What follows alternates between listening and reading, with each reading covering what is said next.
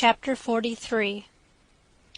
Elizabeth, as they drove along, watched for the first appearance of Pemberley Woods with some perturbation, and when at length they turned in at the lodge, her spirits were in a high flutter. The park was very large and contained great variety of ground. They entered it in one of its lowest points, and drove for some time through a beautiful wood, stretching over a wide extent. Elizabeth's mind was too full for conversation, but she saw and admired every remarkable spot and point of view. They gradually ascended for 1/2 mile, and then found themselves at the top of a considerable eminence, where the wood ceased, and the eye was instantly caught by Pemberley House, situated on the opposite side of a valley, into which the road with some abruptness wound. It was a large, handsome stone building, standing well on rising ground, and backed by a ridge of high woody hills, and in front a stream of some natural importance was swelling into greater, but without any artificial appearance. Its banks were neither formal nor falsely adorned. Elizabeth was delighted. She had never seen a place for which nature had done more, or where natural beauty had been so little counteracted by an awkward taste. They were all of them warm in their admiration, and at that moment she felt that, to be mistress of Pemberley, might be something. They descended the hill, crossed the bridge, and drove to the door, and, while examining the nearer aspect of the house, all her apprehension of meeting its owner returned. She dreaded lest the chambermaid had been mistaken. On applying to see the place, they were admitted into the hall, and Elizabeth, as they waited for the housekeeper, had leisure to wonder at her being where she was. The housekeeper came, a respectable-looking elderly woman, much less fine and more civil than she had any notion of finding her. They followed her into the dining-parlour. It was a large, well-proportioned room, handsomely fitted up. Elizabeth, after slightly surveying it, went to a window to enjoy its prospect. The hill, crowned with wood, which they had descended, receiving increased abruptness from the distance, was a beautiful object. Every disposition of the ground was good, and she looked on the whole scene, the river, the trees scattered on its banks, and the winding of the valley, as far as she could trace it, with delight. As they passed into other rooms, these objects were taking different positions, but from every window there were beauties to be seen. The rooms were lofty and handsome, and their furniture suitable to the fortune of its proprietor, but Elizabeth saw, with admiration of his taste, that it was neither gaudy nor uselessly fine, with less of splendour and more real elegance than the furniture of Rosings. "And of this place," thought she, "I might have been mistress. With these rooms I might now have been familiarly acquainted.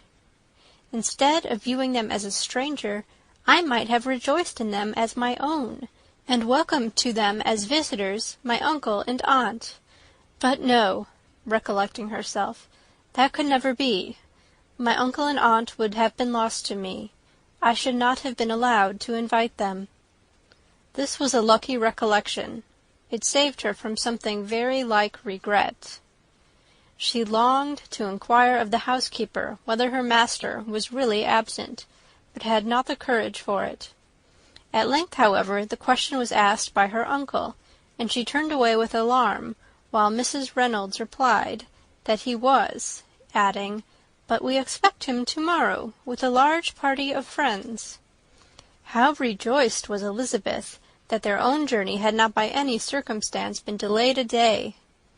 Her aunt called her to look at a picture. She approached and saw the likeness of Mr. Wickham, suspended amongst several other miniatures, over the mantelpiece. Her aunt asked her smilingly how she liked it. The housekeeper came forward and told them it was a picture of a young gentleman, the son of her late master's steward, who had been brought up by him at his own expense. "He is now gone into the army," she added, "but I am afraid he has turned out very wild." Mrs. Gardiner looked at her niece with a smile, but Elizabeth could not return it.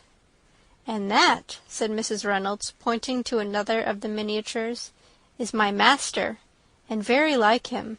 It was drawn at the same time as the other, about 8 years ago." "I have heard much of your master's fine person," said Mrs. Gardiner, looking at the picture. "It is a handsome face. But, Lizzie, you can tell us whether it is like or not."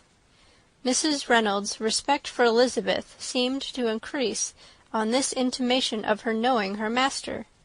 "Does that young lady know Mr. Darcy?" Elizabeth coloured, and said, "A little." "And do not you think him a very handsome gentleman, ma'am?" "Yes, very handsome." "I am sure I know none so handsome. But in the gallery upstairs you will see a finer, larger picture of him than this.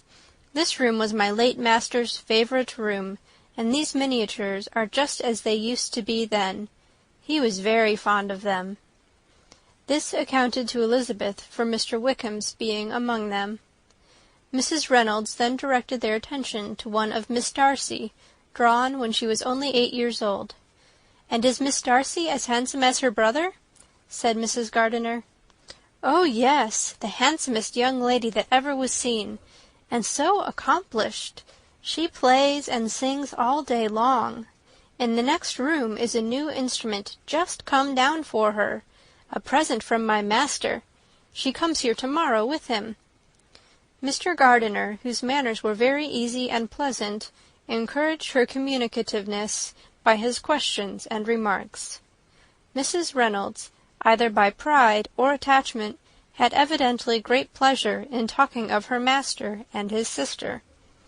"Is your master much at Pemberley in the course of the year?" "Not so much as I could wish, sir, but I dare say he may spend half his time here, and Miss Darcy is always down for the summer months." "Except," thought Elizabeth, "when she goes to Ramsgate." "If your master would marry, you might see more of him." "Yes, sir, but I do not know when that will be. I do not know who is good enough for him."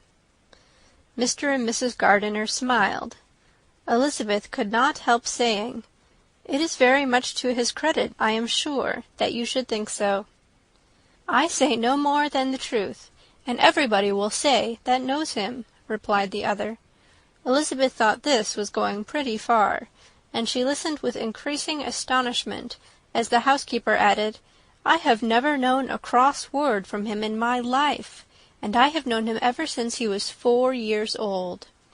This was praise of all others most extraordinary, most opposite to her ideas. That he was not a good-tempered man had been her firmest opinion. Her keenest attention was awakened. She longed to hear more, and was grateful to her uncle for saying, "There are very few people of whom so much can be said. You are lucky in having such a master." "Yes, sir, I know I am. If I were to go through the world, I could not meet with a better. But I have always observed that they who are good-natured when children are good-natured when they grow up, and he was always the sweetest-tempered, most generous-hearted boy in the world." Elizabeth almost stared at her. "Can this be Mr. Darcy?" thought she. "His father was an excellent man," said Mrs. Gardiner. "Yes, ma'am, that he was indeed. And his son will be just like him, just as affable to the poor." Elizabeth listened, wondered, doubted, and was impatient for more. Mrs. Reynolds could interest her on no other point. She related the subjects of the pictures, the dimensions of the rooms, and the price of the furniture, in vain. Mr. Gardiner, highly amused by the kind of family prejudice to which he attributed her excessive commendation of her master, soon led again to the subject, and she dwelt with energy on his many merits as they proceeded together up the great staircase. "He is the best landlord and the best master," said she, "that ever lived. Not like the wild young men nowadays, who think of nothing but themselves. There is not one of his tenants or servants but will give him a good name. Some people call him proud, but I am sure I never saw anything of it. To my fancy, it is only because he does not rattle away like other young men." "In what an amiable light does this place him!" thought Elizabeth. "This fine account of him," whispered her aunt as they walked, "is not quite consistent with his behaviour to our poor friend. Perhaps we might be deceived." "That is not very likely. Our authority was too good." On reaching the spacious lobby above, they were shown into a very pretty sitting-room, lately fitted up with greater elegance and lightness than the apartments below, and were informed that it was but just done to give pleasure to Miss Darcy, who had taken a liking to the room when last at Pemberley. "He is certainly a good brother," said Elizabeth, as she walked towards one of the windows. Mrs. Reynolds anticipated Miss Darcy's delight when she should enter the room. "And this is always the way with him," she added. "Whatever can give his sister any pleasure is sure to be done in a moment. There is nothing he would not do for her." The picture gallery and 2 or 3 of the principal bedrooms were all that remained to be shown. In the former were many good paintings, but Elizabeth knew nothing of the art, and from such as had been already visible below, she had willingly turned to look at some drawings of Miss Darcy's in crayons, whose subjects were usually more interesting, and also more intelligible. In the gallery there were many family portraits, but they could have little to fix the attention of a stranger. Elizabeth walked in quest of the only face whose features would be known to her. At last it arrested her, and she beheld a striking resemblance to Mr. Darcy, with such a smile over the face as she remembered to have sometimes seen when he looked at her. She stood several minutes before the picture, in earnest contemplation, and returned to it again before they quitted the gallery. Mrs. Reynolds informed them that it had been taken in his father's lifetime. There was certainly at this moment in Elizabeth's mind a more gentle sensation towards the original than she had ever felt at the height of their acquaintance. The commendation bestowed on him by Mrs. Reynolds was of no trifling nature. What praise is more valuable than the praise of an intelligent servant? As a brother, a landlord, a master, she considered how many people's happiness were in his guardianship. How much of pleasure or pain was it in his power to bestow? And how much of good or evil must be done by him?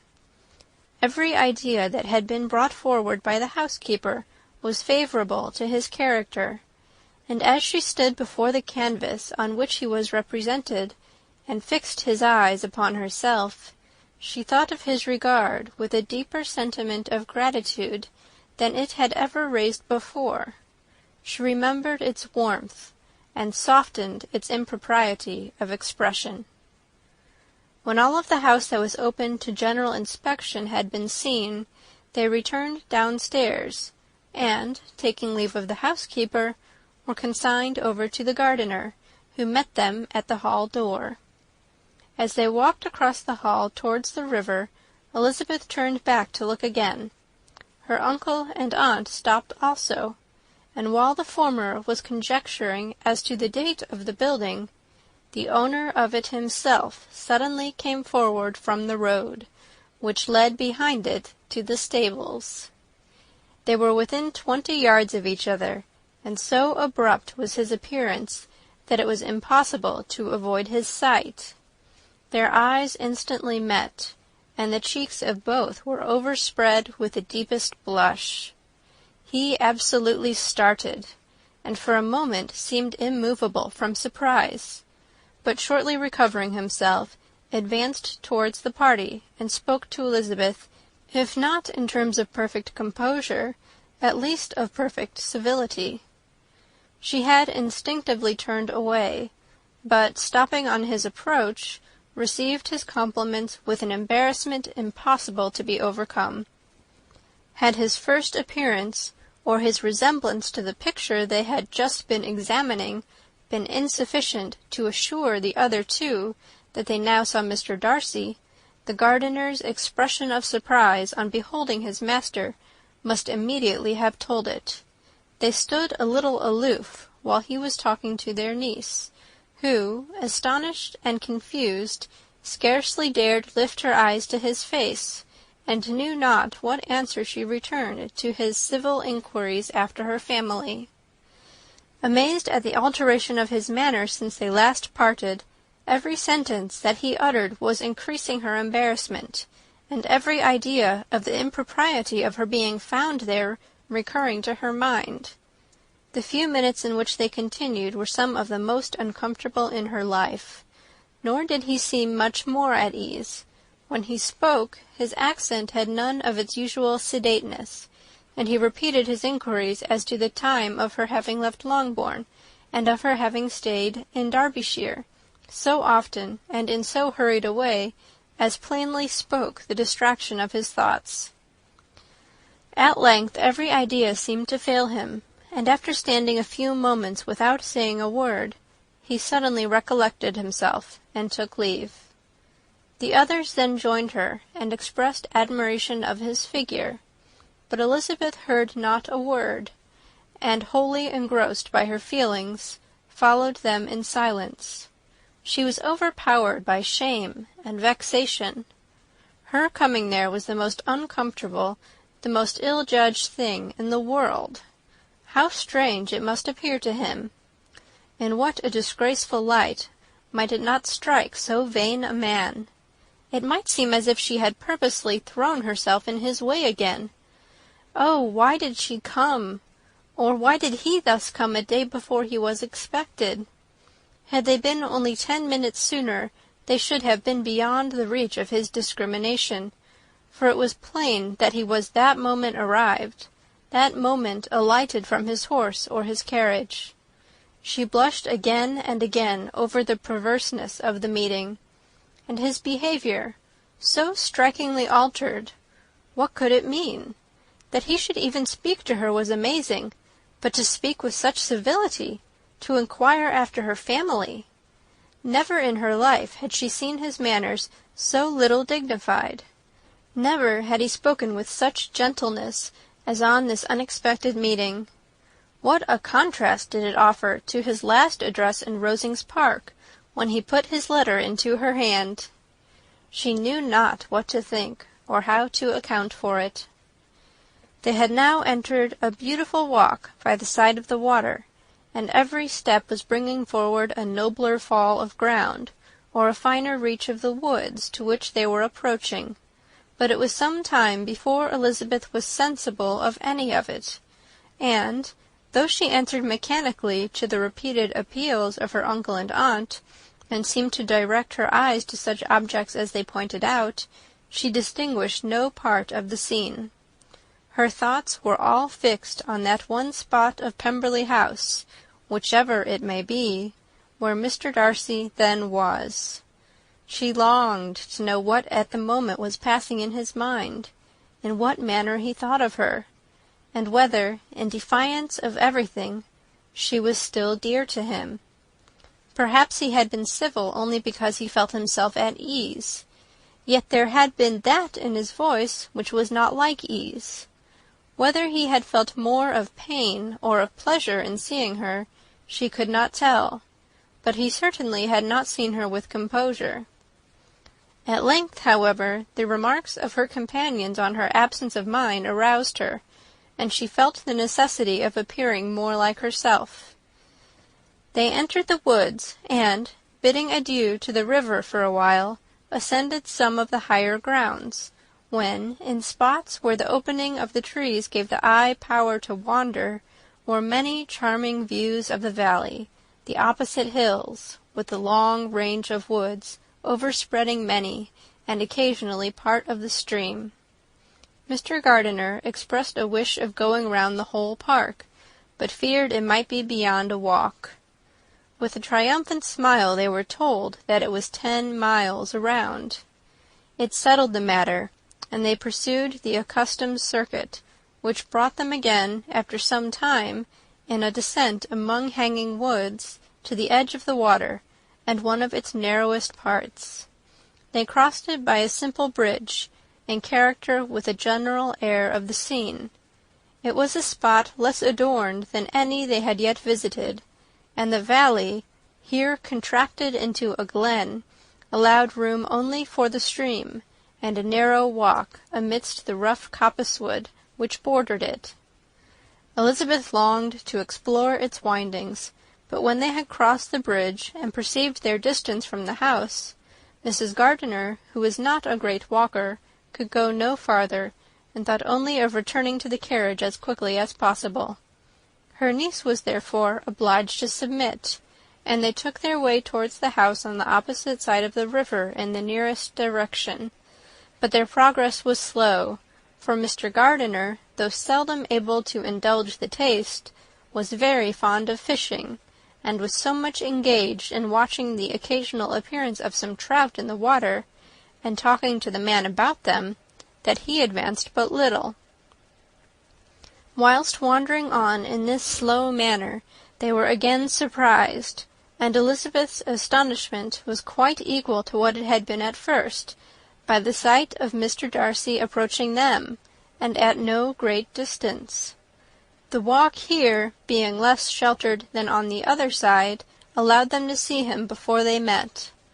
Elizabeth, however astonished, was at least more prepared for an interview than before, and resolved to appear and to speak with calmness, if he really intended to meet them. For a few moments, indeed, she felt that he would probably strike into some other path. The idea lasted while a turning in the walk concealed him from their view. The turning past, he was immediately before them. With a glance she saw that he had lost none of his recent civility, and, to imitate his politeness, she began, as they met, to admire the beauty of the place, but she had not got beyond the words delightful and charming, when some unlucky recollections obtruded, and she fancied that praise of Pemberley from her might be mischievously construed. Her colour changed, and she said no more. Mrs. Gardiner was standing a little behind, and on her pausing, he asked her if she would do him the honour of introducing him to her friends. This was a stroke of civility for which she was quite unprepared, and she could hardly suppress a smile at his being now seeking the acquaintance of some of those very people against whom his pride had revolted in his offer to herself. What will be his surprise, thought she, when he knows who they are? He takes them now for people of fashion. The introduction, however, was immediately made, and as she named their relationship to herself, she stole a sly look at him, to see how he bore it, and was not without the expectation of his decamping as fast as he could from such disgraceful companions. That he was surprised by the connection was evident. He sustained it, however, with fortitude, and so far from going away, turned his back with them, and entered into conversation with Mr. Gardiner. Elizabeth could not but be pleased, could not but triumph. It was consoling that he should know she had some relations for whom there was no need to blush. She listened most attentively to all that passed between them, and gloried in every expression, every sentence of her uncle which marked his intelligence, his taste, or his good manners. The conversation soon turned upon fishing, and she heard Mr. Darcy invite him, with the greatest civility, to fish there as often as he chose while he continued in the neighbourhood, offering at the same time to supply him with fishing tackle, and pointing out those parts of the stream where there was usually more sport. Mrs. Gardiner, who was walking arm in arm with Elizabeth, gave her a look expressive of wonder. Elizabeth said nothing, but it gratified her exceedingly. The compliment must be all for herself. Her astonishment, however, was extreme, and continually was she repeating, "Why is he so altered? From what can it proceed? It cannot be for me, it cannot be for my sake that his manners are thus softened. My reproofs at Hunsford could not work such a change as this. It is impossible that he should still love me." After walking some time in this way, the two ladies in front, the two gentlemen behind, On resuming their places, after descending to the brink of the river for the better inspection of some curious water-plant, there chanced to be a little alteration. It originated in Mrs. Gardiner, who, fatigued by the exercise of the morning, found Elizabeth's arm inadequate to her support, and consequently preferred her husband's. Mr. Darcy took her place by her niece, and they walked on together. After a short silence, the lady first spoke. She wished him to know that she had been assured of his absence before she came to the place, and accordingly began by observing that his arrival had been very unexpected. "For your housekeeper," she added, "informed us that you would certainly not be here till tomorrow, and indeed, before we left Bakewell, we understood that you were not immediately expected in the country." He acknowledged the truth of it all, and said that business with his steward had occasioned his coming forward a few hours before the rest of the party with whom he had been travelling. "They will join me early tomorrow," he continued, "and among them are some who will claim an acquaintance with you, Mr. Bingley and his sisters."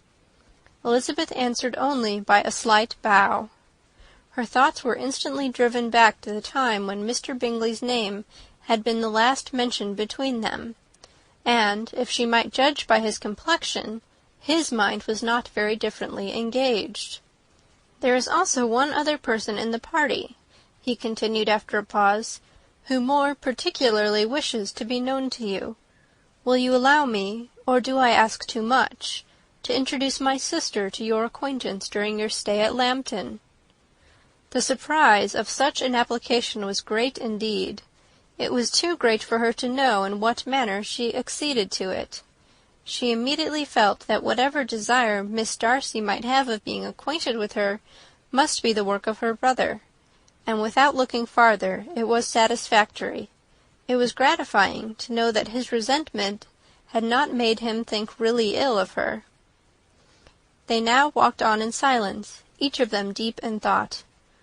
Elizabeth was not comfortable, that was impossible, but she was flattered and pleased. His wish of introducing his sister to her was a compliment of the highest kind. They soon outstripped the others, and when they had reached the carriage, Mr. and Mrs. Gardiner were half a quarter of a mile behind. He then asked her to walk into the house, but she declared herself not tired, and they stood together on the lawn. At such a time much might have been said, and silence was very awkward. She wanted to talk, but there seemed to be an embargo on every subject. At last she recollected that she had been travelling, and they talked of Matlock and Dovedale with great perseverance. Yet time and her aunt moved slowly, and her patience and her ideas were nearly worn out before the tete-a-tete was over. On Mr. and Mrs. Gardiner's coming up, they were all pressed to go into the house and take some refreshment, but this was declined, and they parted on each side with utmost politeness. Mr. Darcy handed the ladies into the carriage, and when it drove off, Elizabeth saw him walking slowly towards the house. The observations of her uncle and aunt now began, and each of them pronounced him to be infinitely superior to anything they had expected. "He is perfectly well behaved, polite, and unassuming," said her uncle. "There is something a little stately in him, to be sure," replied her aunt, "but it is confined to his air, and is not unbecoming. I can now say with the housekeeper, that though some people may call him proud, I have seen nothing of it." "I was never more surprised than by his behaviour to us. It was more than civil. It was really attentive, and there was no necessity for such attention. His acquaintance with Elizabeth was very trifling." "To be sure, Lizzie," said her aunt, "he is not so handsome as Wickham, or rather he has not Wickham's countenance, for his features are perfectly good. But how came you to tell me that he was so disagreeable?" Elizabeth excused herself as well as she could, said that she had liked him better when they had met in Kent than before, and that she had never seen him so pleasant as this morning. "But perhaps he may be a little whimsical in his civilities. replied her uncle. "Your great men often are, and therefore I shall not take him at his word, as he might change his mind another day, and warn me off his grounds." Elizabeth felt that they had entirely misunderstood his character, but said nothing. "From what we have seen of him," continued Mrs. Gardiner, "I really should not have thought that he could have behaved in so cruel a way by anybody as he has done by poor Wickham. He has not an ill-natured look. On the contrary, there is something pleasing about his mouth when he speaks, and there is something of dignity in his countenance that would not give one an unfavourable idea of his heart. But to be sure, the good lady who showed us his house did give him a most flaming character. I could hardly help laughing aloud sometimes. But he is a liberal master, I suppose, and that, in the eye of a servant, comprehends every virtue." Elizabeth here felt herself called on to say something in vindication of his behaviour to Wickham, and therefore gave them to understand, in as guarded a manner as she could, that by what she had heard from his relations in Kent, his actions were capable of a very different construction, and that his character was by no means so faulty, nor Wickham so amiable, as they had been considered in Hertfordshire. In confirmation of this, she related the particulars of all the pecuniary transactions in which they had been connected, without actually naming her authority, but stating it to be such as might be relied on. Mrs. Gardiner was surprised and concerned, but as they were now approaching the scene of her former pleasures, every idea gave way to the charm of recollection, and she was too much engaged in pointing out to her husband all the interesting spots in its environs to think of anything else. Fatigued as she had been by the morning's walk, they had no sooner dined than she set off again in quest of her former acquaintance, and the evening was spent in the satisfactions of an intercourse renewed after many years' discontinuance. The occurrences of the day were too full of interest to leave Elizabeth much attention for any of these new friends, and she could do nothing but think, and think with wonder, of Mr. Darcy's civility, and above all, of his wishing her to be acquainted with his sister. Chapter 43. Chapter 44. Elizabeth had settled it that Mr. Darcy would bring his sister to visit her the very day after her reaching Pemberley, and was consequently resolved not to be out of sight of the inn the whole of that morning. But her conclusion was false, for on the very morning after their arrival at Lambton, these visitors came. They had been walking about the place with some of their new friends, and were just returning to the inn to dress themselves for dining with the same family, when the sound of a carriage drew them to a window, and they saw a gentleman and a lady in a curricle driving up the street.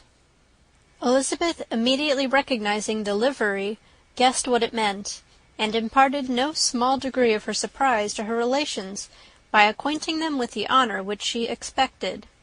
Her uncle and aunt were all amazement, and the embarrassment of her manner as she spoke, joined to the circumstance itself, and many of the circumstances of the preceding day, opened to them a new idea on the business. Nothing had ever suggested it before, but they felt that there was no other way of accounting for such attentions from such a quarter than by supposing a partiality for their niece. While these newly born notions were passing in their heads, the perturbation of Elizabeth's feelings was at every moment increasing. She was quite amazed at her own discomposure, but amongst other causes of disquiet, she dreaded lest the partiality of the brother should have said too much in her favour, and, more than commonly anxious to please, she naturally suspected that every power of pleasing would fail her.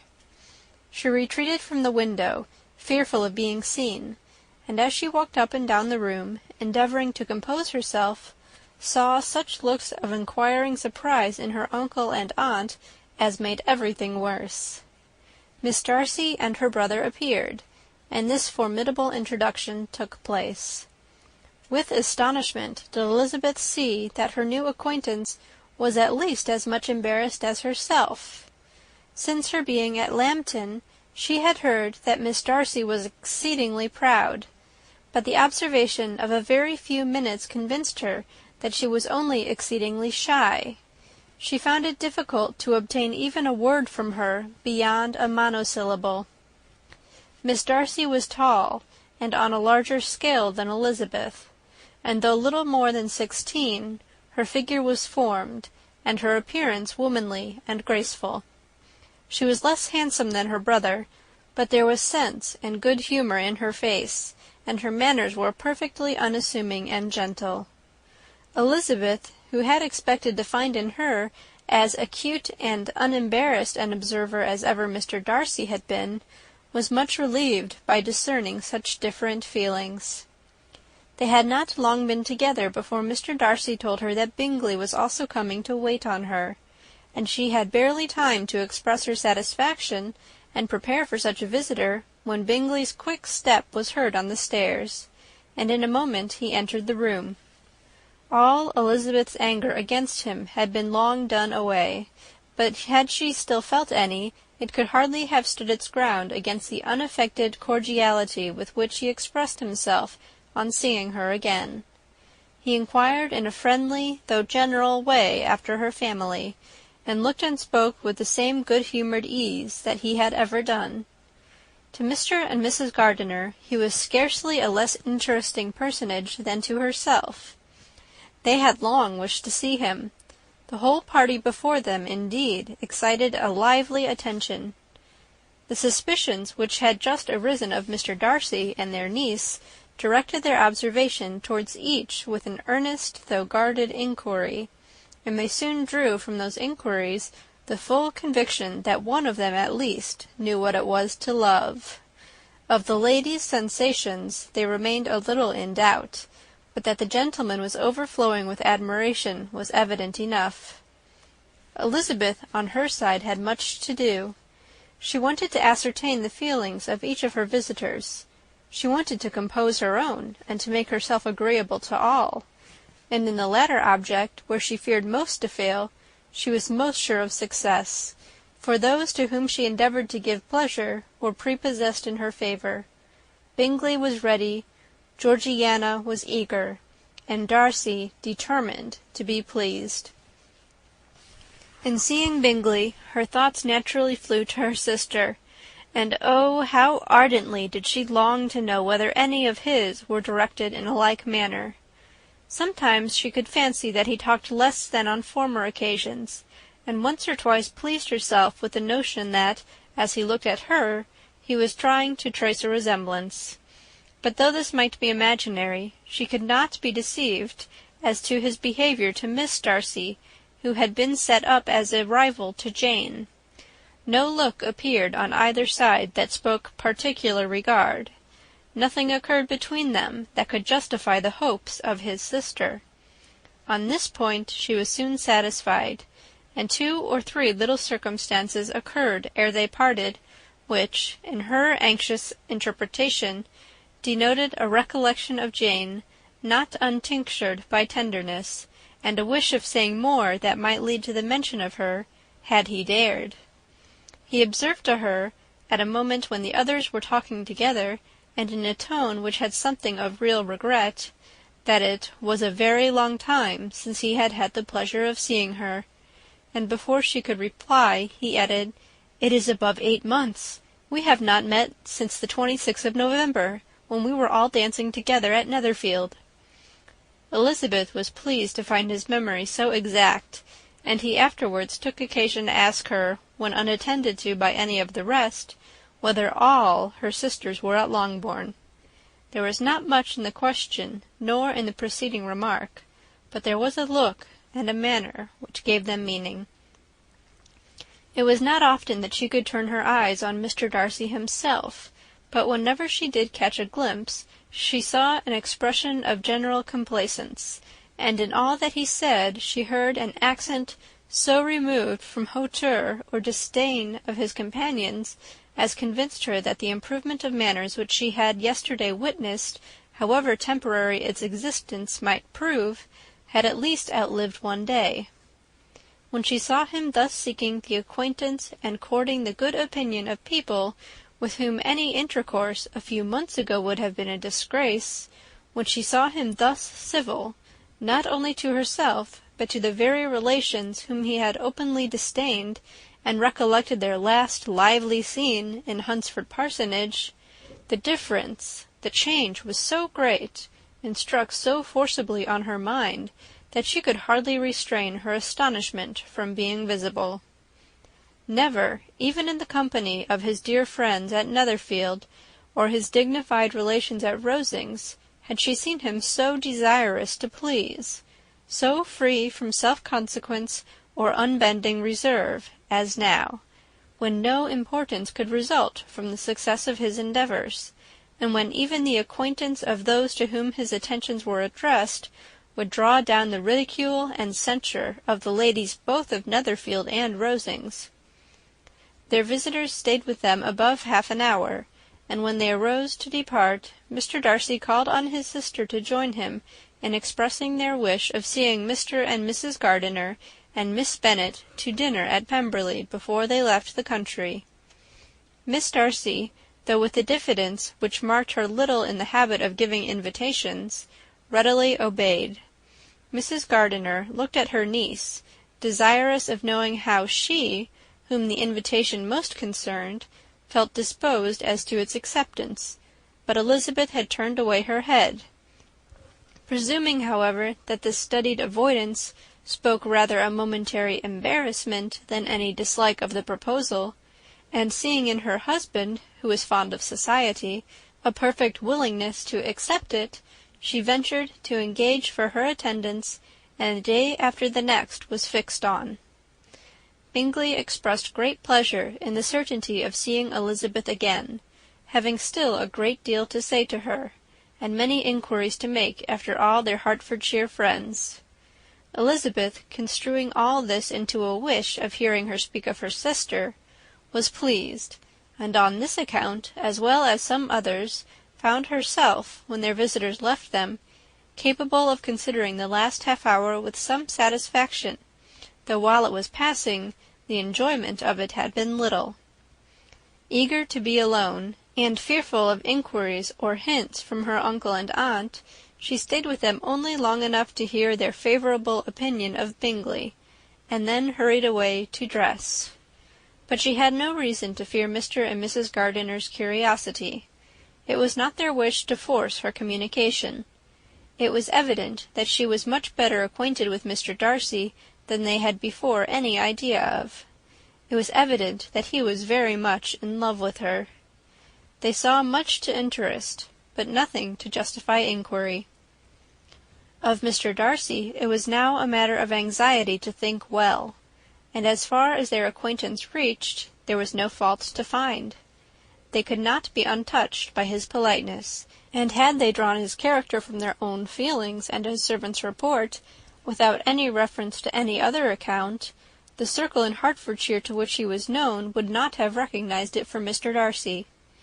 There was now an interest, however, in believing the housekeeper, and they soon became sensible that the authority of a servant who had known him since he was 4 years old, and whose own manners indicated respectability, was not to be hastily rejected. Neither had anything occurred in the intelligence of their Lambton friends that could materially lessen its weight. They had nothing to accuse him of but pride. Pride he probably had, and if not, it would certainly be imputed by the inhabitants of a small market town where the family did not visit. It was acknowledged, however, that he was a liberal man, and did much good among the poor. With respect to Wickham, the travellers soon found that he was not held there in much estimation, for, though the chief of his concerns with the son of his patron were imperfectly understood, it was yet a well-known fact that, on his quitting Derbyshire, he had left many debts behind him, which Mr. Darcy afterwards discharged. As for Elizabeth, her thoughts were at Pemberley this evening more than the last, and the evening, though as it passed seemed long, was not long enough to determine her feelings towards one in that mansion, and she lay awake 2 whole hours endeavouring to make them out. She certainly did not hate him. No, hatred had vanished long ago, and she had almost as long been ashamed of ever feeling a dislike against him that could be so called. The respect created by the conviction of his valuable qualities, though at first unwillingly admitted, had for some time ceased to be repugnant to her feeling, and it was now heightened into somewhat of a friendlier nature by the testimony so highly in his favour, and bringing forward his disposition in so amiable a light, which yesterday had produced. But above all, above respect and esteem, there was a motive within her of goodwill which could not be overlooked. It was gratitude. Gratitude, not merely for having once loved her, but for loving her still well enough to forgive all the petulance and acrimony of her manner in rejecting him, and all the unjust accusations accompanying her rejection. He who, she had been persuaded, would avoid her as his greatest enemy, seemed, on the accidental meeting, most eager to preserve the acquaintance, and without any indelicate display of regard, or any peculiarity of manner, where their 2 selves only were concerned, was soliciting the good opinion of her friends, and bent on making her known to his sister. Such a change in a man of so much pride, exciting not only astonishment but gratitude, for to love, ardent love, it must be attributed, and as such its impression on her was of a sort to be encouraged, as by no means unpleasing, though it could not be exactly defined. She respected, she esteemed, she was grateful to him. She felt a real interest in his welfare, and she only wanted to know how far she wished that welfare to depend upon herself, and how far it would be for the happiness of both that she should employ the power, which her fancy told her she still possessed, of bringing on her the renewal of his addresses.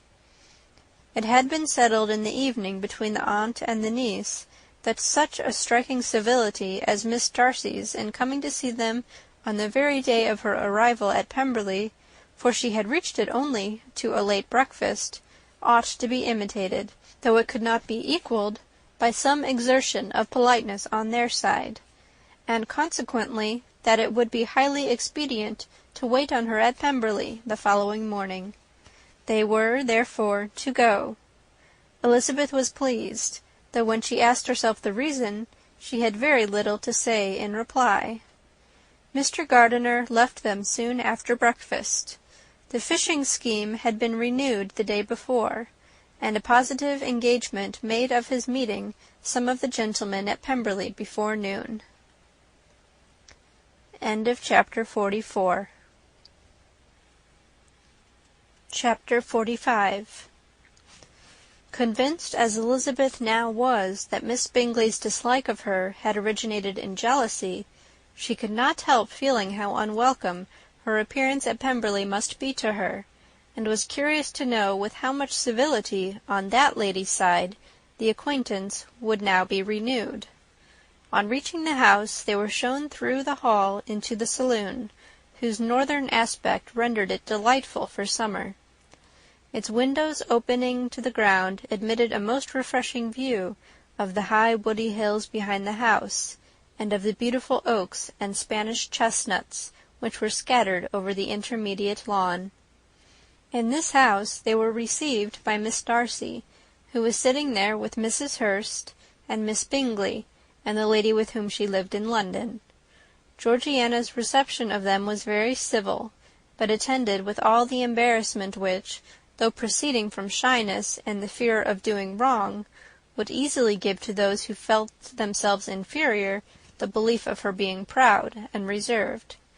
Mrs. Gardiner and her niece, however, did her justice, and pitied her.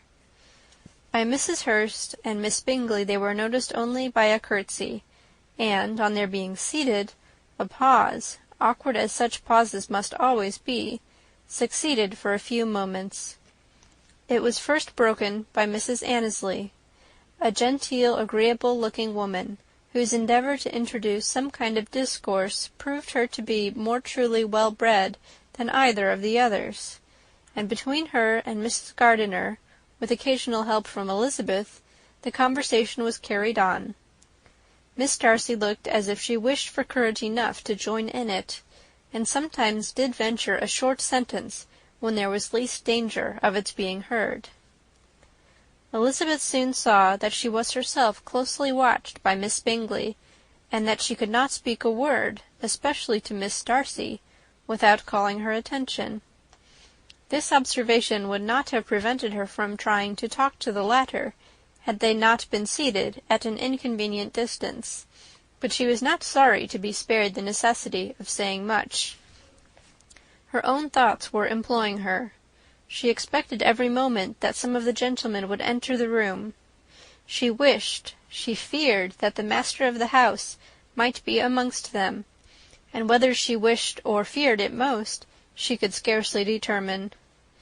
After sitting in this manner a quarter of an hour without hearing Miss Bingley's voice, Elizabeth was roused by receiving from her a cold inquiry after the health of her family. She answered with equal indifference and brevity, and the others said no more. The next variation which their visit afforded was produced by the entrance of servants with cold meat, cake, and a variety of all the finest fruits in season. But this did not take place till after many a significant look and smile from Mrs. Annesley to Miss Darcy had been given, to remind her of her post. There was now employment for the whole party, for though they could not all talk, they could all eat, and the beautiful pyramids of grapes, nectarines, and peaches soon collected them round the table. While thus engaged, Elizabeth had a fair opportunity of deciding whether she most feared or wished for the appearance of Mr. Darcy by the feelings which prevailed on his entering the room, and then, though but a moment before she had believed her wishes to predominate, she began to regret that he came. He had been some time with Mr. Gardiner, who, with 2 or 3 other gentlemen from the house, was engaged by the river, and had left him only on learning that the ladies of the family intended a visit to Georgiana that morning. No sooner did he appear than Elizabeth wisely resolved to be perfectly easy and unembarrassed, a resolution the more necessary to be made, but perhaps not the more easily kept, because she saw that the suspicions of the whole party were awakened against them, and that there was scarcely an eye which did not watch his behaviour when he first came into the room. In no countenance was attentive curiosity so strongly marked as in Miss Bingley's, in spite of the smiles which overspread her face whenever she spoke to one of its objects, for jealousy had not yet made her desperate, and her attentions to Mr. Darcy were by no means over. Miss Darcy, on her brother's entrance, exerted herself much more to talk, and Elizabeth saw that he was anxious for his sister and herself to get acquainted, and forwarded as much as possible every attempt at conversation on either side.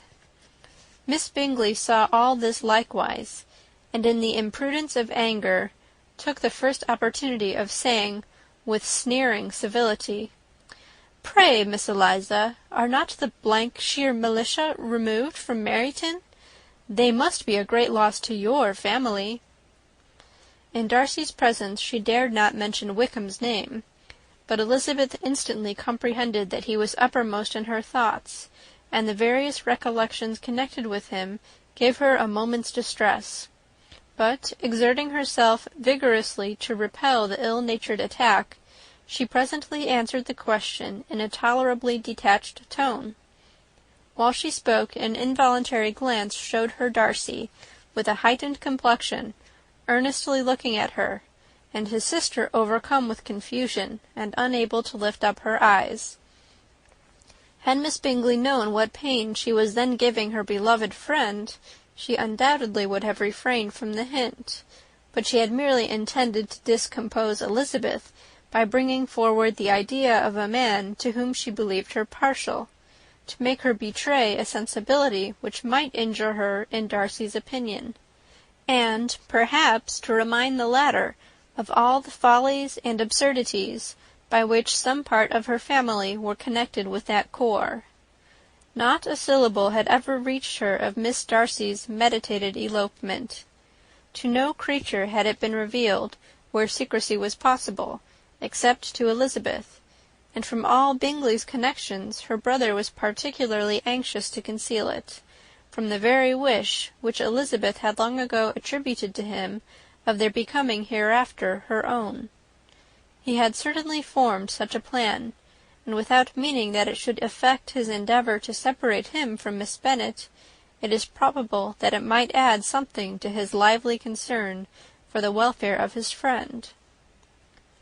Elizabeth's collected behaviour, however, soon quieted his emotion, and as Miss Bingley, vexed and disappointed, dared not approach nearer to Wickham, Georgiana also recovered in time, though not enough to be able to speak any more.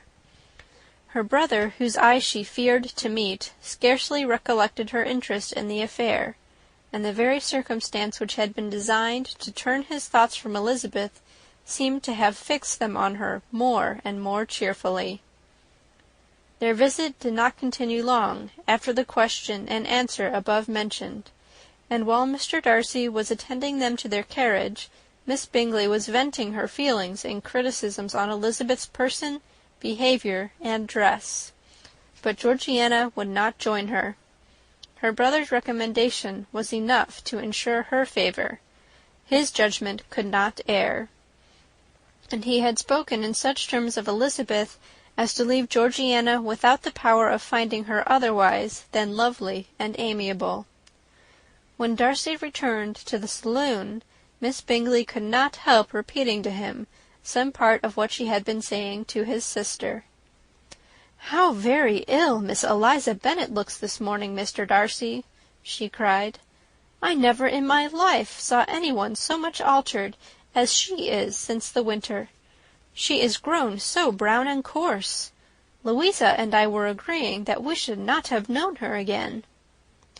However little Mr. Darcy might have liked such an address, he contented himself with coolly replying that he perceived no other alteration than her being rather tanned, no miraculous consequence of travelling in the summer. "For my own part," she rejoined, "I must confess that I never could see any beauty in her. Her face is too thin, her complexion has no brilliancy, and her features are not at all handsome. Her nose wants character, there is nothing marked in its lines. Her teeth are tolerable, but not out of the common way, and as for her eyes, which have sometimes been called so fine, I could never see anything extraordinary in them. They have a sharp, shrewish look, which I do not like at all, and in her air altogether there is a self-sufficiency without fashion which is intolerable." Persuaded as Miss Bingley was that Darcy admired Elizabeth, this was not the best method of recommending herself, but angry people are not always wise, and in seeing him at last look somewhat nettled, she had all the success she expected. He was resolutely silent, however, and, from a determination of making him speak, she continued, "I remember when we first knew her in Hertfordshire, how amazed we all were to find that she was a reputed beauty, and I particularly recollect your saying one night, after they had been dining at Netherfield, 'She a beauty! I should as soon call her mother a wit.' But afterwards she seemed to improve on you, and I believe you thought her rather pretty at one time." "Yes," replied Darcy, who could contain himself no longer, "but that was only when I first saw her, for it is many months since I have considered her as one of the handsomest women of my acquaintance." He then went away, and Miss Bingley was left to all the satisfaction of having forced him to say what gave no one any pain but herself. Mrs. Gardiner and Elizabeth talked of all that had occurred during their visit, as they returned, except what had particularly interested them both. The look and behaviour of everybody they had seen were discussed, except of the person who had mostly engaged their attention. They talked of his sister, his friends, his house, his fruit, of everything but himself. Yet Elizabeth was longing to know what Mrs. Gardiner thought of him, and Mrs. Gardiner would have been highly gratified by her niece's beginning the subject. End of chapter 45. Chapter 46.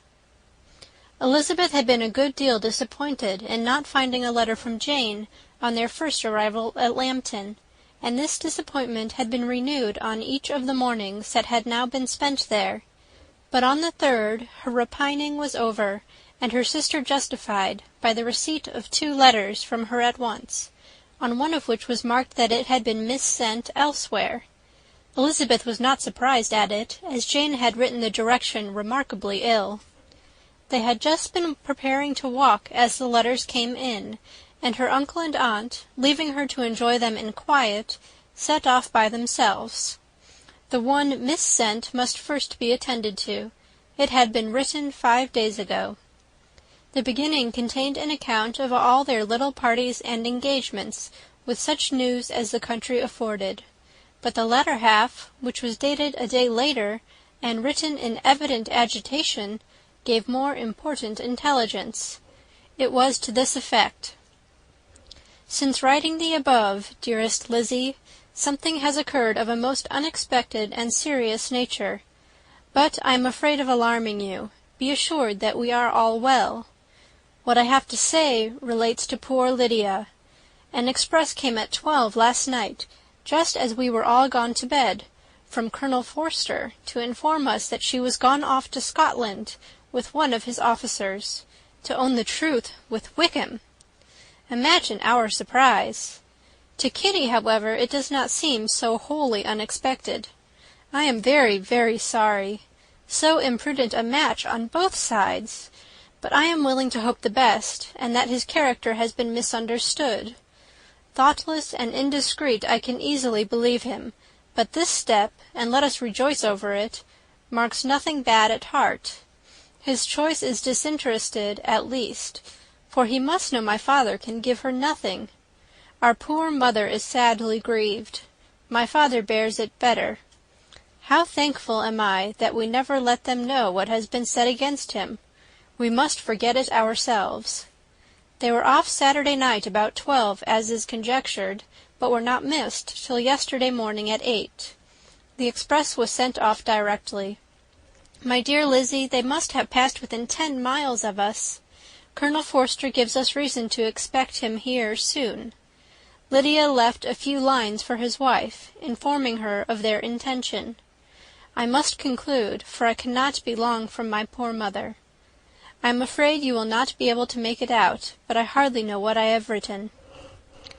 Without allowing herself time for consideration, and scarcely knowing what she felt, Elizabeth, on finishing this letter, instantly seized the other, and opening it with the utmost impatience, read as follows.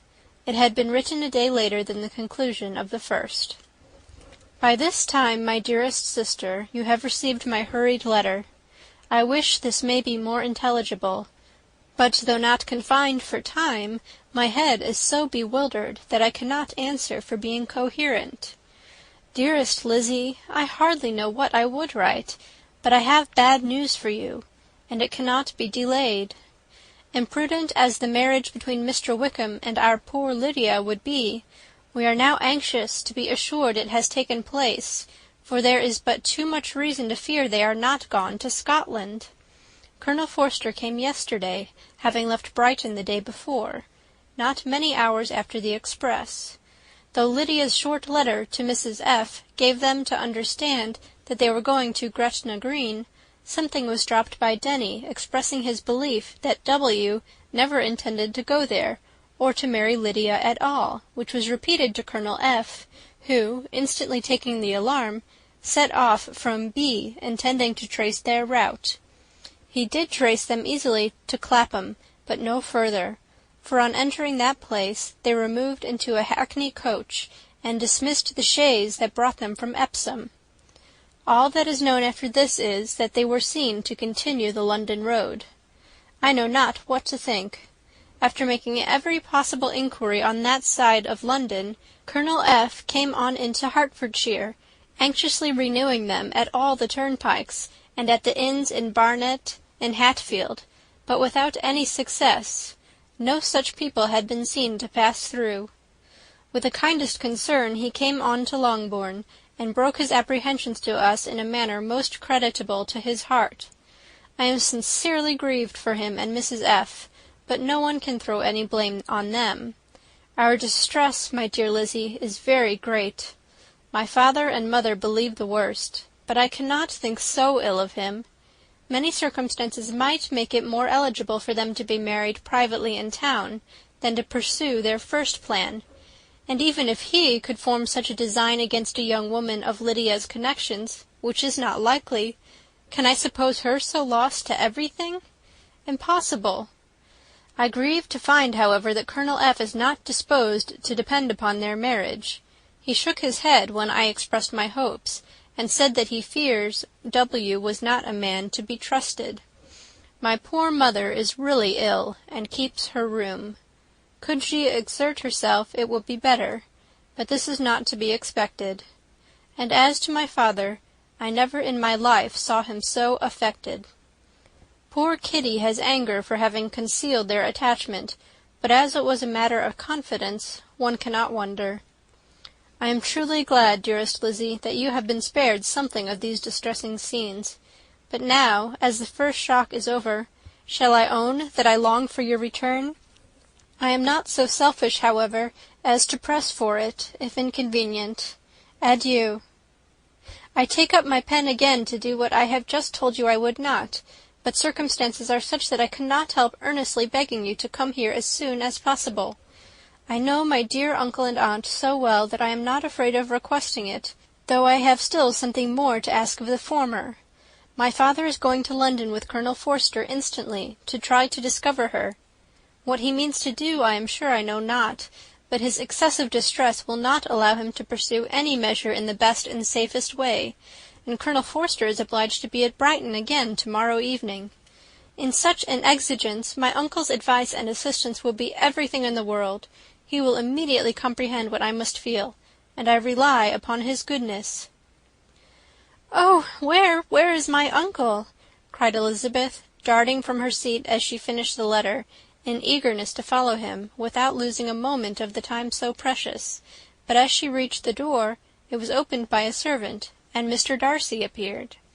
Her pale face and impetuous manner made him start, and before he could recover himself to speak, she, in whose mind every idea was superseded by Lydia's situation, hastily exclaimed, "I beg your pardon, but I must leave you.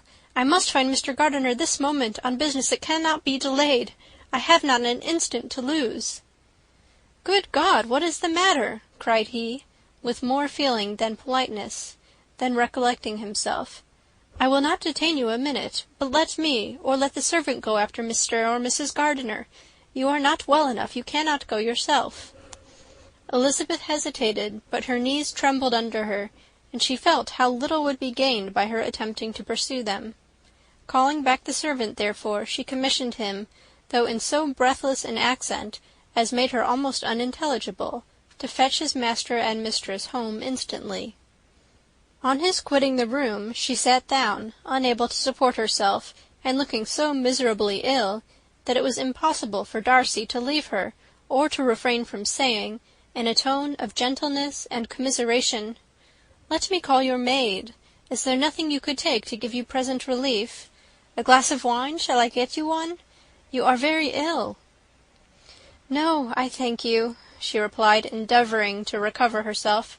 "There is nothing the matter with me. I am quite well. I am only distressed by some dreadful news which I have just received from Longbourn." She burst into tears as she alluded to it, and for a few minutes could not speak another word. Darcy, in wretched suspense, could only say something indistinctly of his concern, and observe her in compassionate silence. At length she spoke again. "I have just had a letter from Jane, with such dreadful news. It cannot be concealed from anyone. My younger sister has left all her friends, has eloped, has thrown herself into the power of Mr. Wickham. They are gone off together from Brighton. You know him too well to doubt the rest. She has no money, no connections, nothing that can tempt him to... She is lost for ever." Darcy was fixed in astonishment. "When I consider," she added in a yet more agitated voice, "that I might have prevented it. I, who knew what he was. Had I but explained some part of it only, some part of what I learnt, to my own family, had his character been known, this could not have happened. But it is all too late now." "I am grieved indeed," cried Darcy. "Grieved, shocked. But is it certain? Absolutely certain?" "Oh, yes, they left Brighton together on Sunday night, and were traced almost to London, but not beyond. They are certainly not gone to Scotland." "And what has been done? What has been attempted to recover her?" "My father is gone to London, and Jane has written to beg my uncle's immediate assistance, and we shall be off, I hope, in half an hour. But nothing can be done. I know very well that nothing can be done. How is such a man to be worked on? How are they even to be discovered? I have not the smallest hope. It is every way horrible." Darcy shook his head in silent acquiescence. "When my eyes were opened to his real character! Oh, had I known what I ought, what I dared to do! But I knew not. I was afraid of doing too much. Wretched, wretched mistake!" Darcy made no answer. He seemed scarcely to hear her, and was walking up and down the room in earnest meditation, his brow contracted, his air gloomy. Elizabeth soon observed, and instantly understood it. Her power was sinking. Everything must sink under such a proof of family weakness, such an assurance of the deepest disgrace. She could neither wonder nor condemn, but the belief of his self-conquest brought nothing consolatory to her bosom, afforded no palliation of her distress. It was, on the contrary, exactly calculated to make her understand her own wishes, and never had she so honestly felt that she could have loved him, as now, when all love must be vain. But self, though it would intrude, could not engross her. Lydia, the humiliation, the misery she was bringing on them all, soon swallowed up every private care, and, covering her face with her handkerchief, Elizabeth was soon lost to everything else, and, after a pause of several minutes, was only recalled to a sense of her situation by the voice of her companion, who, in a manner which, though it spoke compassion, spoke likewise restraint, said, "I am afraid you have been long desiring my absence, nor have I anything to plead in excuse of my stay, but real, though unavailing, concern. Would to heaven that anything could be either said or done on my part that might offer consolation to such distress. But I will not torment you with vain wishes, which may seem purposely to ask for your thanks. This unfortunate affair will, I fear, prevent my sister's having the pleasure of seeing you at Pemberley to-day." "Oh, yes! Be so kind as to apologize for us to Miss Darcy. Say that urgent business calls us home immediately. Conceal the unhappy truth as long as it is possible. I know it cannot be long." He readily assured her of his secrecy, again expressed his sorrow for her distress, wished it a happier conclusion than there was at present reason to hope, and, leaving his compliments for her relations, with only one serious parting look, went away.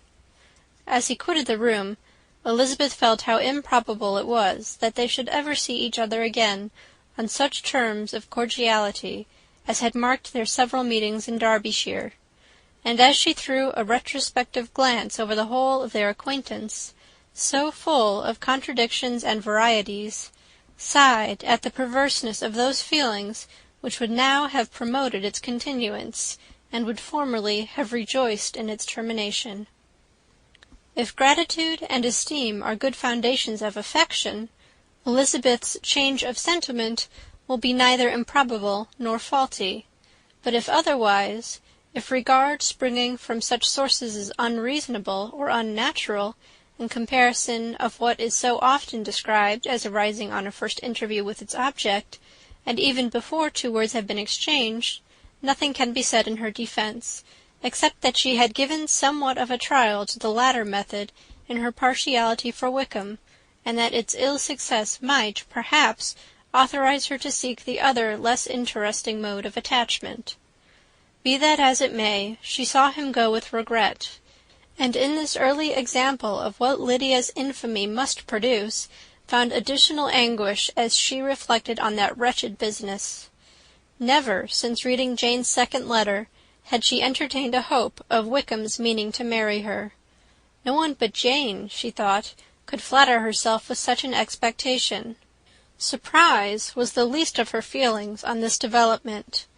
While the contents of the first letter remained in her mind, she was all surprise, all astonishment that Wickham could marry a girl whom it was impossible he could marry for money, and how Lydia could ever have attached him had appeared incomprehensible. But now it was all too natural. For such an attachment as this she might have sufficient charms, and though she did not suppose Lydia to be deliberately engaging in any elopement without the intention of marriage, she had no difficulty in believing that neither her virtue nor her understanding would preserve her from falling an easy prey. She had never perceived, while the regiment was in Hertfordshire, that Lydia had any partiality for him, but she was convinced that Lydia wanted only encouragement to attach herself to anybody. Sometimes one officer, sometimes another had been her favourite, as their attentions raised them in her opinion. Her affections had continually been fluctuating, but never without an object. The mischief of neglect and mistaken indulgence towards such a girl, oh, how acutely did she now feel it!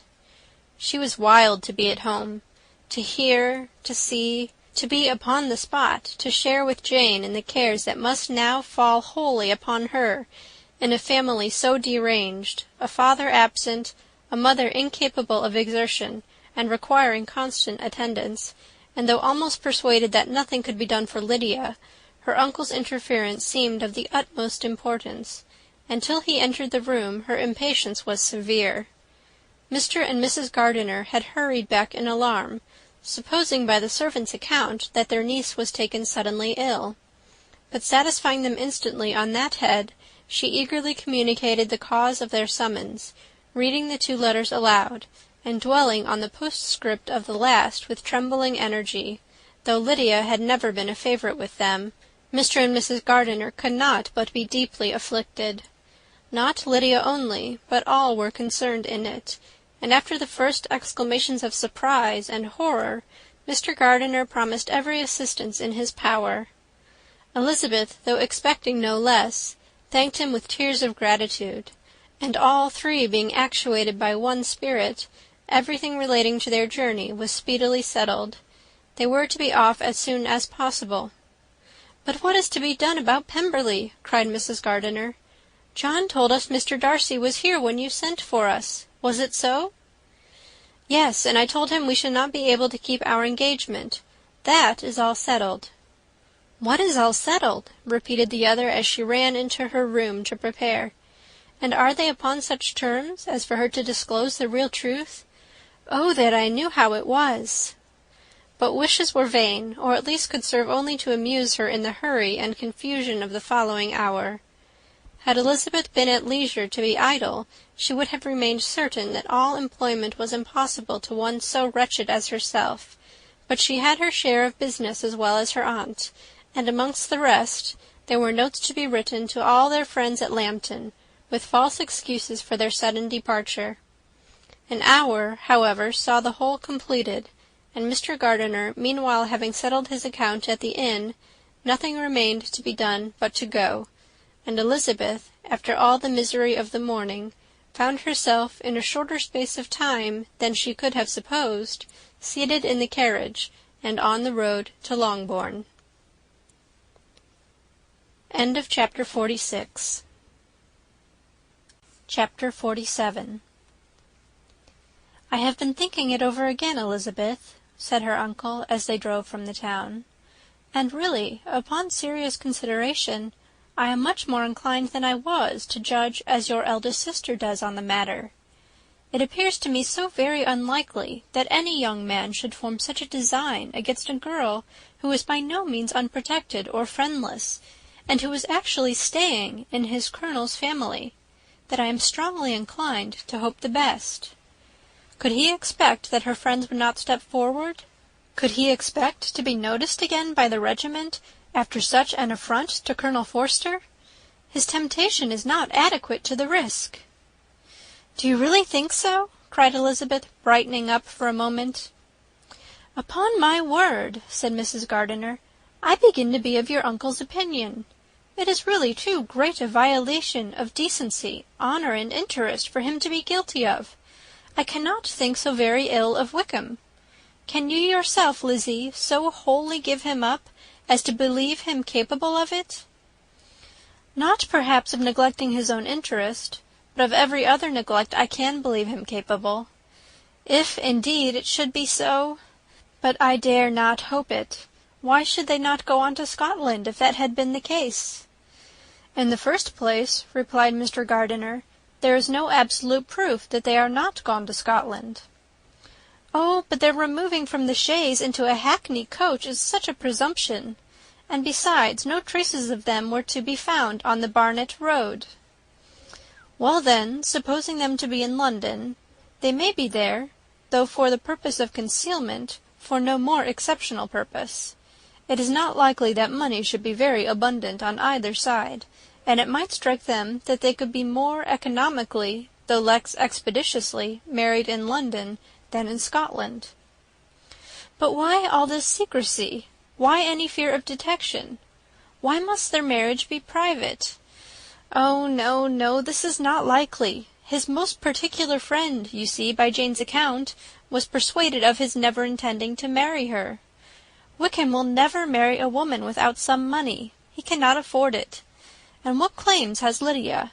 What attraction has she beyond youth, health, and good humour that could make him, for her sake, forego every chance of benefiting himself by marrying well? As to what restraint the apprehensions of disgrace in the corps might throw on a dishonourable elopement with her, I am not able to judge, for I know nothing of the effects that such a step might produce. But as to your other objection, I am afraid it will hardly hold good. Lydia has no brothers to step forward, and he might imagine, from my father's behaviour, from his indolence and the little attention he has ever seemed to give to what was going forward in his family, that he would do as little, and think as little about it, as any father could do in such a matter." "But can you think that Lydia is so lost to everything but love of him as to consent to live with him on any terms other than marriage?" "It does seem, and it is most shocking indeed," replied Elizabeth, with tears in her eyes, "that a sister's sense of decency and virtue in such a point should admit of doubt. But really I know not what to say. Perhaps I am not doing her justice, but she is very young. She has never been taught to think on serious subjects, and for the last half-year, nay, for a 12-month, she has been given up to nothing but amusement and vanity. She has been allowed to dispose of her time in the most idle and frivolous manner, and to adopt any opinions that came in her way. Since the Shire were first quartered in Meryton, nothing but love, flirtation, and officers have been in her head. She has been doing everything in her power by thinking and talking on the subject to give greater, what shall I call it, susceptibility to her feelings, which are naturally lively enough. And we all know that Wickham has every charm of person and address that can captivate a woman." "But you see that Jane," said her aunt, "does not think so very ill of Wickham as to believe him capable of the attempt." "Of whom does Jane ever think ill? And who is there, whatever might be their former conduct, that she would think capable of such an attempt till it were proved against them? But Jane knows, as well as I do, what Wickham really is. We both know that he has been profligate in every sense of the word, that he has neither integrity nor honour, that he is as false and deceitful as he is insinuating." "And do you really know all this?" cried Mrs. Gardiner, whose curiosity as to the mode of her intelligence was all alive. "I do indeed," replied Elizabeth, colouring. "I told you the other day of his infamous behaviour to Mr. Darcy, and you yourself, when last at Longbourn, heard in what manner he spoke of the man who had behaved with such forbearance and liberality towards him. And there are other circumstances which I am not at liberty, which it is not worth while to relate. But his lies about the whole Pemberley family are endless. From what he said of Miss Darcy, I was thoroughly prepared to see a proud, reserved, disagreeable girl. Yet he knew to the contrary himself. He must know that she was as amiable and unpretending as we have found her. But does Lydia know nothing of this? Can she be ignorant of what you and Jane seem so well to understand? Oh, yes, that is the worst of all. Till I was in Kent, and saw so much both of Mr. Darcy and his relation Colonel Fitzwilliam, I was ignorant of the truth myself. And when I returned home, the sheer was to leave Meryton in a week or fortnight time. As that was the case, neither Jane, to whom I related the whole, nor I thought it necessary to make our knowledge public. For of what use could it apparently be to anyone, that the good opinion which all the neighbourhood had of him should then be overthrown? And even when it was settled that Lydia should go with Mrs. Forster, the necessity of opening her eyes to his character never occurred to me. That she could be in any danger from the deception never entered my head. That such a consequence as this could ensue, you may easily believe, was far enough from my thoughts. When they are all removed to Brighton, therefore you had no reason, I suppose, to believe them fond of each other? Not the slightest. I can remember no symptom of affection on either side, and had anything of the kind been perceptible, you must be aware that ours is not a family on which it could be thrown away.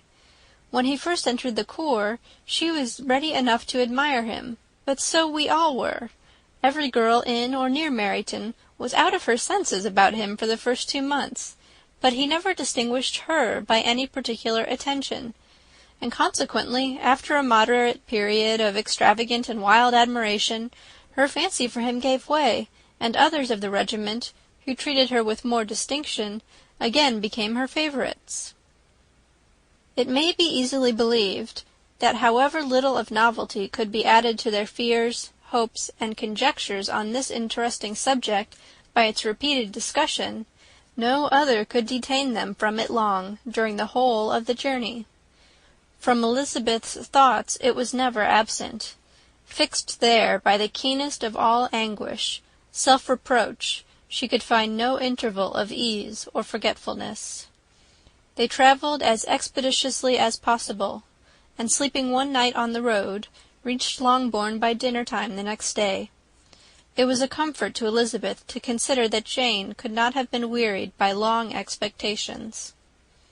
The little Gardiners, attracted by the sight of a chaise, were standing on the steps of the house as they entered the paddock, and, when the carriage drove up to the door, the joyful surprise that lighted up their faces and displayed itself over their whole bodies in a variety of capers and frisks was the first pleasing earnest of their welcome.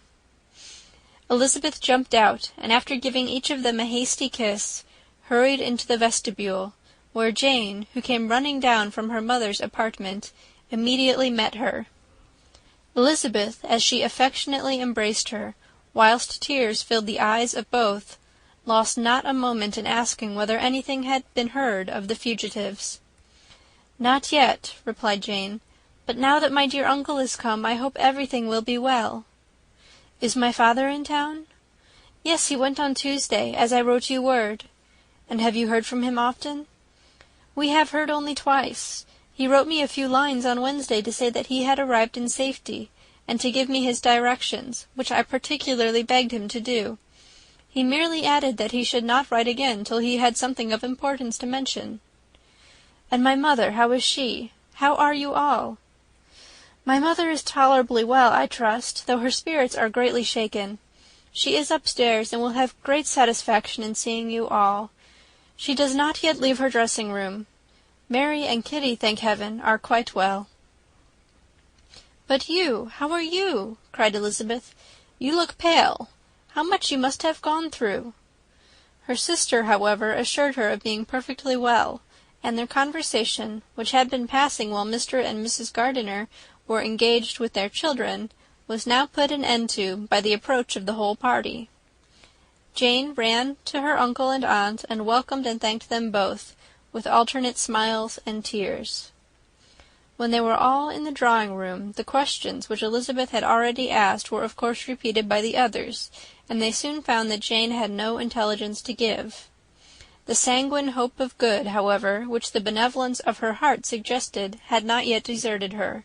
She still expected that it would all end well, and that every morning would bring some letter, either from Lydia or her father, to explain their proceedings, and, perhaps, announce their marriage. Mrs. Bennet, to whose apartment they all repaired, after a few minutes' conversation together, received them exactly as might be expected. With tears and lamentations of regret, invectives against the villainous conduct of Wickham, and complaints of her own sufferings and ill usage, blaming everybody but the person to whose ill-judging indulgence the errors of her daughter must principally be owing. "If I had been able," said she, "to carry my point in going to Brighton with all my family, this would not have happened. But poor dear Lydia had nobody to take care of her. Why did the Forsters ever let her go out of their sight? I am sure there was some great neglect or other on their side, for she is not the kind of girl to do such a thing if she had been well looked after. I always thought they were very unfit to have the charge of her, but I was overruled, as I always am. Poor dear child! And now here's Mr. Bennet gone away, and I know he will fight Wickham wherever he meets him, and then he will be killed, and what is to become of us all? The Collinses will turn us out before he is cold in his grave, and if you are not kind to us, brother, I do not know what we shall do." They all exclaimed against such terrific ideas, and Mr. Gardiner, after general assurances of his affection for her and all her family, told her that he meant to be in London the very next day, and would assist Mr. Bennet in every endeavour for recovering Lydia. "Do not give way to useless alarm," added he. "Though it is right to be prepared for the worst, there is no occasion to look on it as certain. It is not quite a week since they left Brighton. In a few days more we may gain some news of them, and till we know that they are not married, and have no design of marrying, do not let us give the matter over as lost. As soon as I get to town I shall go to my brother, and make him come home with me to Gracechurch Street, and then we may consult together as to what is to be done." "Oh, my dear brother," replied Mrs. Bennet, "that is exactly what I could most wish for. And now do, when you get to town, find them out wherever they may be, and if they are not married already, make them marry. And as for wedding clothes, do not let them wait for that, but tell Lydia she shall have as much money as she chooses to buy them, after they are married. And above all, keep Mr. Bennet from fighting. Tell him what a dreadful state I am in, that I am frighted out of my wits, and have such tremblings, such flutterings all over me, such spasms in my side, and pains in my head, and such beatings at heart, that I can get no rest by night nor by day. And tell my dear Lydia not to give any directions about her clothes till she has seen me, for she does not know which are the best warehouses. Oh, brother, how kind you are! I know you will contrive it all." But Mr. Gardiner, though he assured her again of his earnest endeavours in the cause, could not avoid recommending moderation to her, as well in her hopes as her fear, and after talking with her in this manner till dinner was on the table, they all left her to vent all her feelings on the housekeeper, who attended in the absence of her daughters. Though her brother and sister were persuaded that there was no real occasion for such a seclusion from the family, they did not attempt to oppose it, for they knew that she had not prudence enough to hold her tongue before the servants while they waited at table, and judged it better that one only of the household, and the one whom they could most trust, should comprehend all her fears and solicitude on the subject. In the dining-room they were soon joined by Mary and Kitty, who had been too busily engaged in their separate apartments to make their appearance before. One came from her books, and the other from her toilette. The faces of both, however, were tolerably calm, and no change was visible in either, except that the loss of her favourite sister, or the anger which she had herself incurred in this business, had given more of fretfulness than usual to the accents of Kitty. As for Mary, she was mistress enough of herself to whisper to Elizabeth, with a countenance of grave reflection, soon after they were seated at the table. "This is a most unfortunate affair, and will probably be much talked of. But we must stem the tide of malice, and pour into the wounded bosoms of each other the balm of sisterly consolation." Then, perceiving in Elizabeth no inclination of replying, she added, "Unhappy as the event must be for Lydia, we may draw from it this useful lesson, that loss of virtue in a female is irretrievable, that one false step involves her in endless ruin, that her reputation is no less brittle than it is beautiful, and that she cannot be too much guarded in her behaviour towards the undeserving of the other sex." Elizabeth lifted up her eyes in amazement, but was too much oppressed to make any reply. Mary, however, continued to console herself with such kind of moral extractions from the evil before them. In the afternoon the two elder Miss Bennets were able to be for half an hour by themselves, and Elizabeth instantly availed herself of the opportunity of making any inquiries which Jane was equally eager to satisfy. After joining in general lamentations over the dreadful sequel of this event, which Elizabeth considered as all but certain, and Miss Bennet could not assert to be wholly impossible, the former continued the subject by saying, "But tell me all and everything about it which I have not already heard. Give me further particulars. What did Colonel Forster say? Had they no apprehension of anything before the elopement took place? They must have seen them together for ever." "Colonel Forster did own that he had often suspected some partiality, especially on Lydia's side, but nothing to give him any alarm. I am so grieved for him. His behaviour was attentive and kind to the utmost. He was coming to us in order to assure us of his concern, before he had any idea of their not being gone to Scotland. When that apprehension first got abroad, it hastened his journey." "And was Denny convinced that Wickham would not marry? Did he know of their intending to go off? Had Colonel Forster seen Denny himself?" "Yes, but when questioned by him, Denny denied knowing anything of their plans, and would not give his real opinion about it. He did not repeat his persuasion of their not marrying, and from that I am inclined to hope he might have been misunderstood before." "And till Colonel Forster came himself, not one of you entertained a doubt, I suppose, of their being really married?" "How is it possible that such an idea could enter our brains? I felt a little uneasy, a little fearful of my sister's happiness with him in marriage, because I knew that his conduct had not been always quite right. My father and mother knew nothing of that. They only felt how imprudent a match it must be. Kitty then owned, with a very natural triumph, on knowing more than the rest of us, that in Lydia's last letter she had prepared her for such a step. She had known, it seems, of their being in love with each other many weeks." "But not before they went to Brighton?" "No, I believe not." "And did Colonel Forster appear to think well of Wickham himself? Does he know his real character?" "I must confess that he did not speak so well of Wickham as he formerly did. He believed him to be imprudent and extravagant, and since this sad affair has taken place, it is said that he left Meryton greatly in debt, but I hope this may be false. Oh, Jane, had we been less secret, had we told what we knew of him, this could not have happened." "Perhaps it would have been better," replied her sister.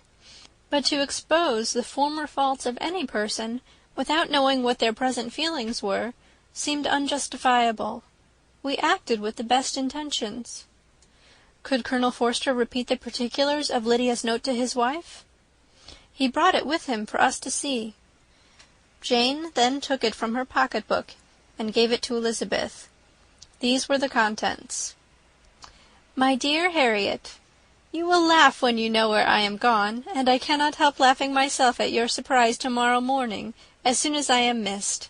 I am going to Gretna Green, and if you cannot guess with who, I shall think you a simpleton, for there is but one man in the world I love, and he is an angel. I should never be happy without him, so think it no harm to be off. You need not send them word at Longbourn of my going, if you do not like it, for it will make the surprise the greater when I write to them and sign my name Lydia Wickham. What a good joke it will be! I can hardly write for laughing. Pray make my excuses to Pratt for not keeping my engagement and dancing with him to-night. Tell him I hope he will excuse me when he knows all, and tell him I will dance with him at the next ball we meet, with great pleasure. I shall send for my clothes when I get to Longbourn, but I wish you would tell Sally to mend a great slit in my worked muslin gown before they are packed up. Good-bye. Give my love to Colonel Forster. I hope you will drink to our good journey. Your affectionate friend, Lydia Bennet. "Oh, thoughtless, thoughtless Lydia!" cried Elizabeth, when she had finished it. "What a letter is this, to be written at such a moment! But at least it shows that she was serious on the subject of their journey. Whatever he might afterwards persuade her to, it was not on her side a scheme of infamy. My poor father! How he must have felt it! I never saw anyone so shocked.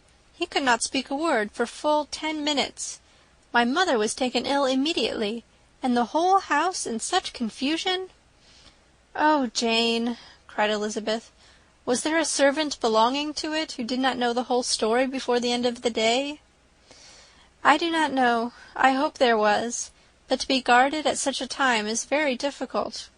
My mother was in hysterics, and though I endeavoured to give her every assistance in my power, I am afraid I did not do so much as I might have done.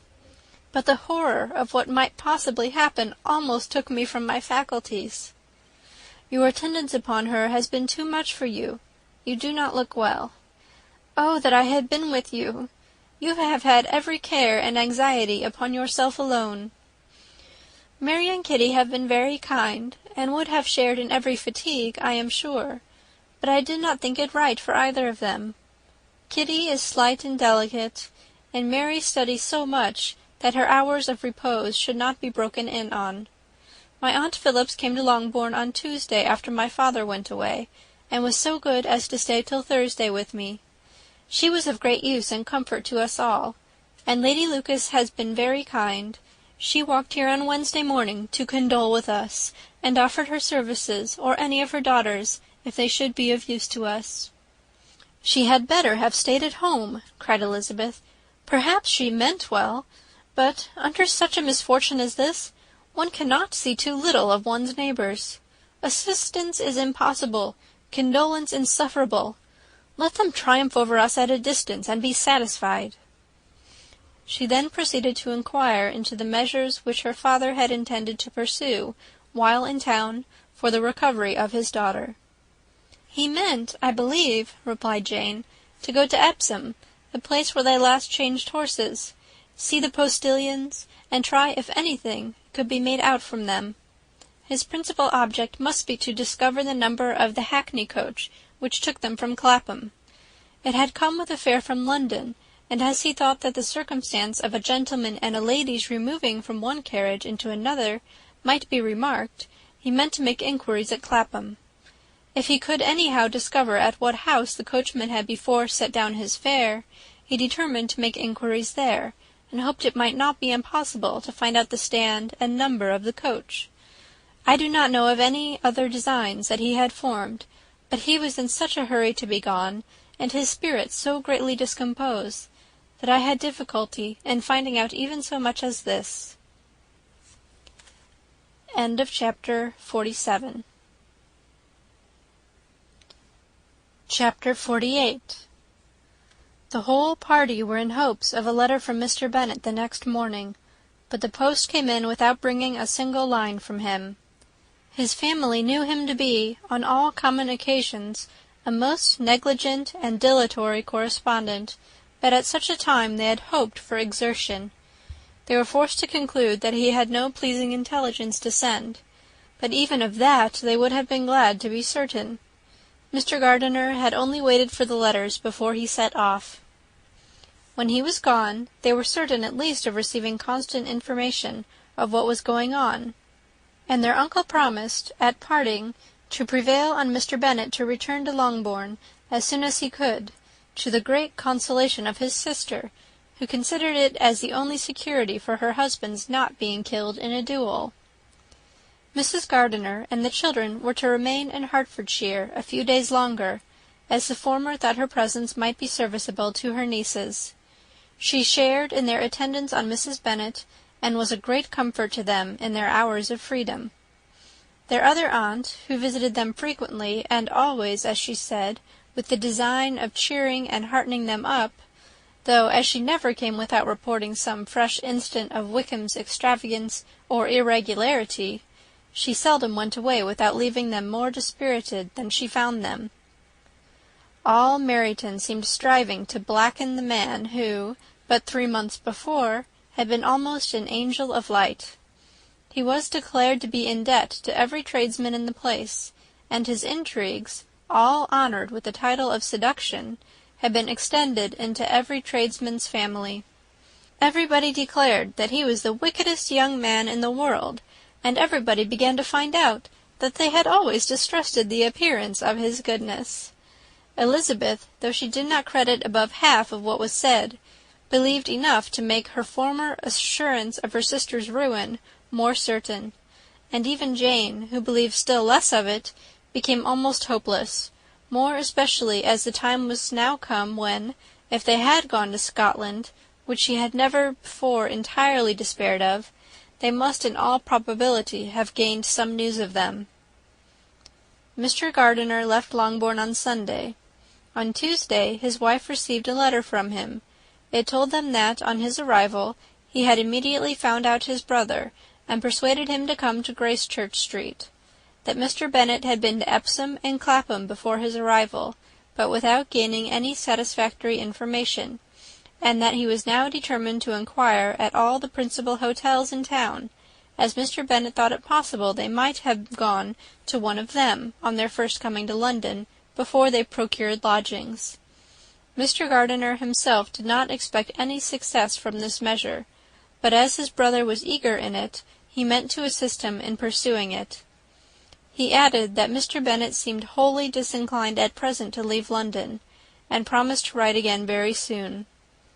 There was also a postscript to this effect: "I have written to Colonel Forster, to desire him to find out, if possible, from some of the young man's intimates in the regiment, whether Wickham has any relations or connections who will be likely to know in what part of town he has now concealed himself. If there were any one that one could apply to with a probability of gaining such a clue as that, it might be of essential consequence. At present we have nothing to guide us. Colonel Forster will, I dare say, do everything in his power to satisfy us on this head.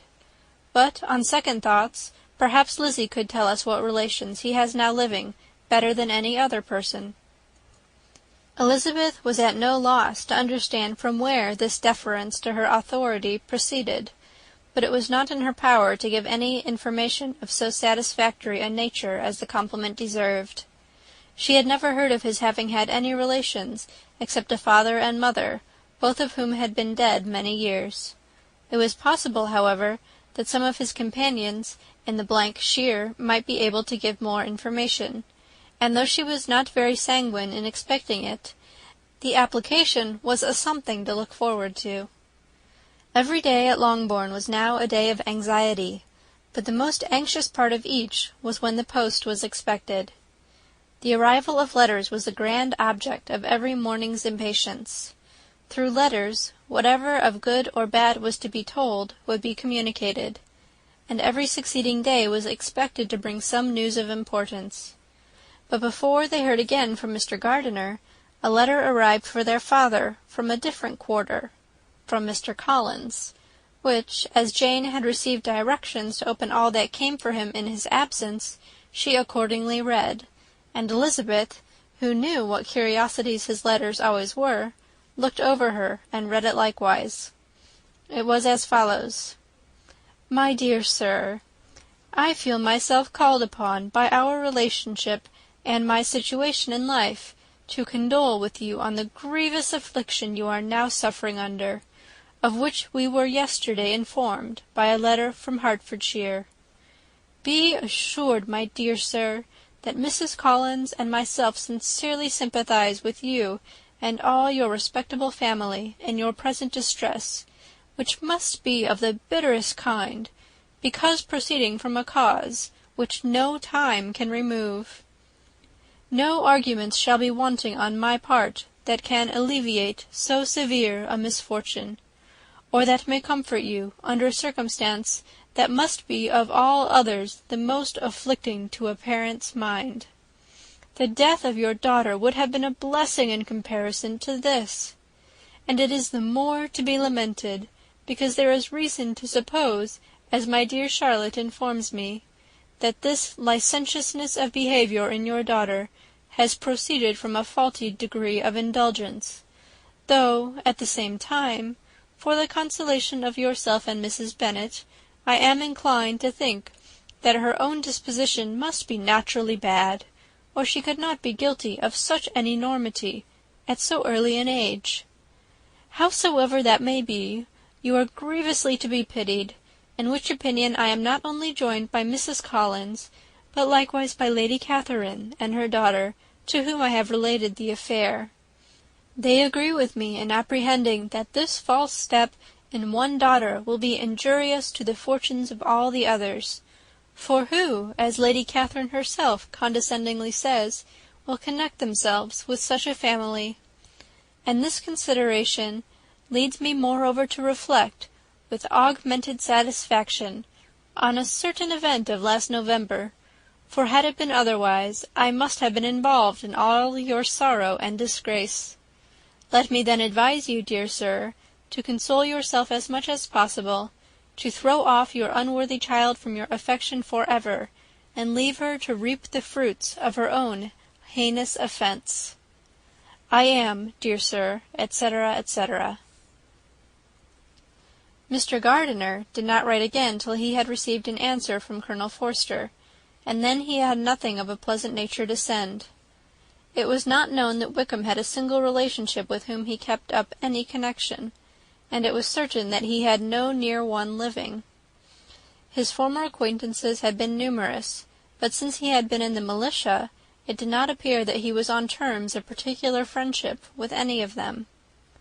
There was no one, therefore, who could be pointed out as likely to give any news of him, and in the wretched state of his own finances there was a very powerful motive for secrecy, in addition to his fear of discovery by Lydia's relations, for it had just transpired that he had left gaming debts behind him to a very considerable amount. Colonel Forster believed that more than £1,000 would be necessary to clear his expenses at Brighton. He owed a good deal in town, but his debts of honour were still more formidable. Mr. Gardiner did not attempt to conceal these particulars from the Longbourn family. Jane heard them with horror. "A gamester!" she cried. "This is wholly unexpected. I had not an idea of it." Mr. Gardiner added in his letter that they might expect to see their father at home on the following day, which was Saturday. Rendered spiritless by the ill success of all their endeavours, he had yielded to his brother-in-law's entreaty that he would return to his family, and leave it to him to do whatever occasion might suggest to be advisable for continuing their pursuit. When Mrs. Bennet was told of this, she did not express so much satisfaction as her children expected, considering what her anxiety for his life had been before. "What, is he coming home, and without poor Lydia?" she cried. "Sure he will not leave London before he has found them. Who is to fight Wickham, and make him marry her if he comes away?" As Mrs. Gardiner began to wish to be at home, it was settled that she and the children should go to London at the same time that Mr. Bennet came from it. The coach therefore took them the first stage of their journey, and brought its master back to Longbourn. Mrs. Gardiner went away in all the perplexity about Elizabeth and her Derbyshire friend that had attended her from that part of the world. His name had never been voluntarily mentioned before them by her niece, and the kind of half-expectation which Mrs. Gardiner had formed, of their being followed by a letter from him, had ended in nothing. Elizabeth had received none since her return that could come from Pemberley. The present unhappy state of the family rendered any other excuse for the lowness of her spirits unnecessary. Nothing, therefore, could be fairly conjectured from that, though Elizabeth, who was by this time tolerably well acquainted with her own feelings, was perfectly aware that, had she known nothing of Darcy, she could have borne the dread of Lydia's infamy somewhat better. It would have spared her, she thought, one sleepless night out of 2. When Mr. Bennet arrived, he had all the appearance of his usual philosophic composure. He said as little as he had ever been in the habit of saying, made no mention of the business that had taken him away, and it was some time before his daughters had courage to speak of it. It was not till the afternoon, when he had joined them at tea, that Elizabeth ventured to introduce the subject, and then, on her briefly expressing her sorrow for what he must have endured, he replied, "Say nothing of that. Who should suffer but myself? It has been my own doing, and I ought to feel it." "You must not be too severe upon yourself," replied Elizabeth. "You may well warn me against such an evil. Human nature is so prone to fall into it. No, Lizzy, let me once in my life feel how much I have been to blame. I am not afraid of being overpowered by the impression. It will pass away soon enough." "Do you suppose them to be in London?" "Yes, where else can they be so well concealed?" "And Lydia used to want to go to London," added Kitty. "She is happy, then," said her father dryly, "and her residence there will probably be of some duration." Then, after a short silence, he continued, "Lizzy, I bear you no ill will for being justified in your advice to me last May, which, considering the event, shows some greatness of mind." They were interrupted by Miss Bennet, who came to fetch her mother's tea. "This is a parade," he cried, "which does one good. It gives such an elegance to misfortune. Another day I will do the same. I will sit in my library in my nightcap and powdering gown, and give as much trouble as I can. Or perhaps I may defer it till Kitty runs away." "I am not going to run away, papa," said Kitty fretfully. "If I should ever go to Brighton, I would behave better than Lydia." "You go to Brighton! I would not trust you so near it as Eastbourne for 50 pounds. No, Kitty, I have at least learnt to be cautious, and you will feel the effects of it. No officer is ever to enter into my house again, nor even to pass through the village.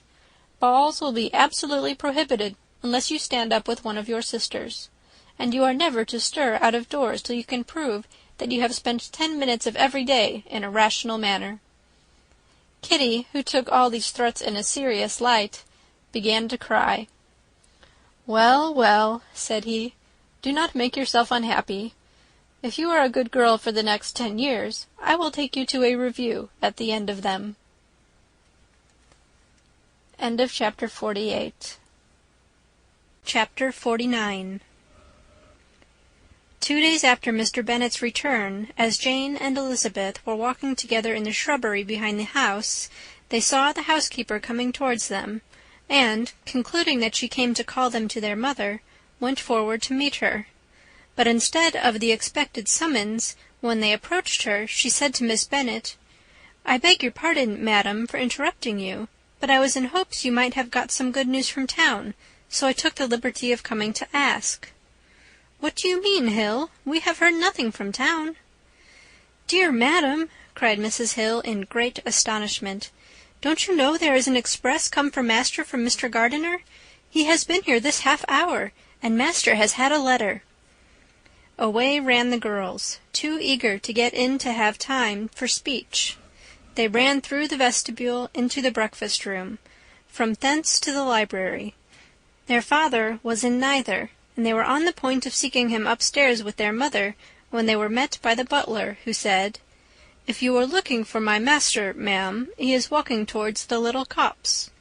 Upon this information, they instantly passed through the hall once more, and ran across the lawn after their father, who was deliberately pursuing his way towards a small wood on one side of the paddock.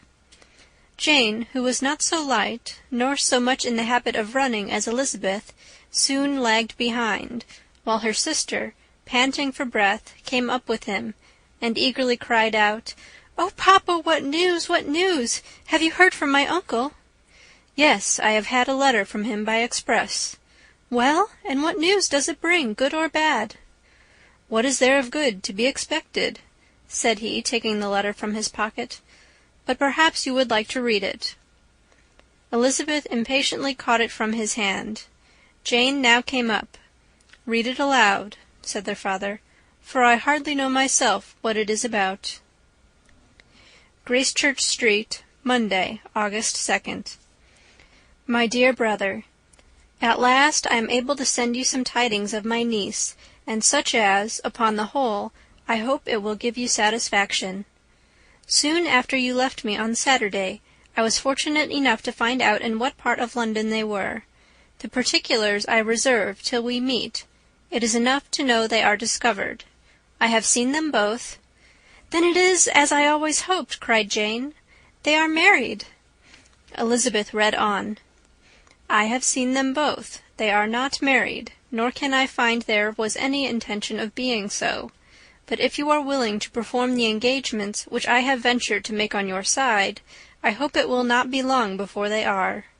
All that is required of you is, to assure to your daughter, by settlement, her equal share of the 5,000 pounds secured among your children after the decease of yourself and my sister, and moreover to enter into an engagement of allowing her, during your life, 100 pounds per annum. These are conditions which, considering everything, I had no hesitation in complying with, as far as I thought myself privileged, for you. I shall send this by express, that no time may be lost in bringing me your answer. You will easily comprehend, from these particulars, that Mr. Wickham's circumstances are not so hopeless as they are generally believed to be. The world has been deceived in that respect, and I am happy to say there will be some little money, even when all his debts are discharged, to settle on my niece, in addition to her own fortune.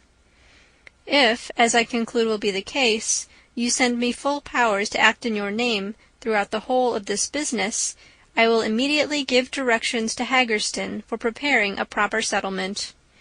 There will not be the smallest occasion for your coming to town again, therefore stay quiet at Longbourn, and depend on my diligence and care. Send back your answer as fast as you can, and be careful to write explicitly. We have judged it best that my niece should be married from this house, of which I hope you will approve. She comes to us to-day. I shall write again as soon as anything more is determined on. Yours, etc., Edward Gardiner. "Is it possible?" cried Elizabeth when she had finished. "Can it be possible that he will marry her?"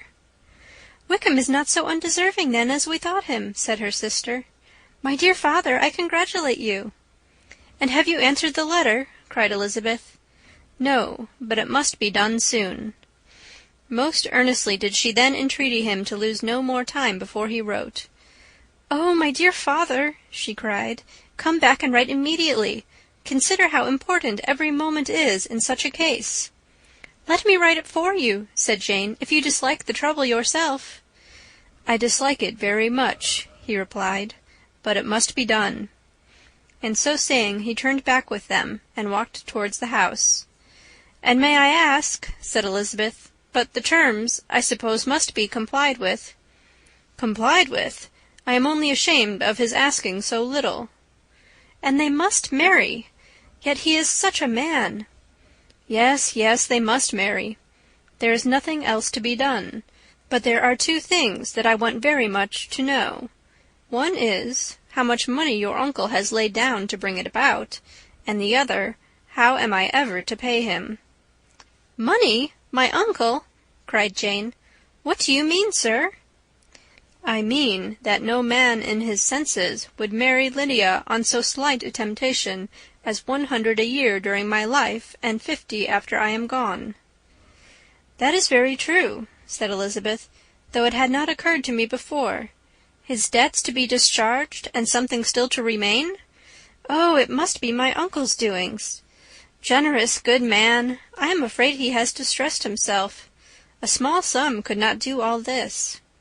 "No," said her father, "Wickham's a fool if he takes her with a farthing less than 10,000 pounds.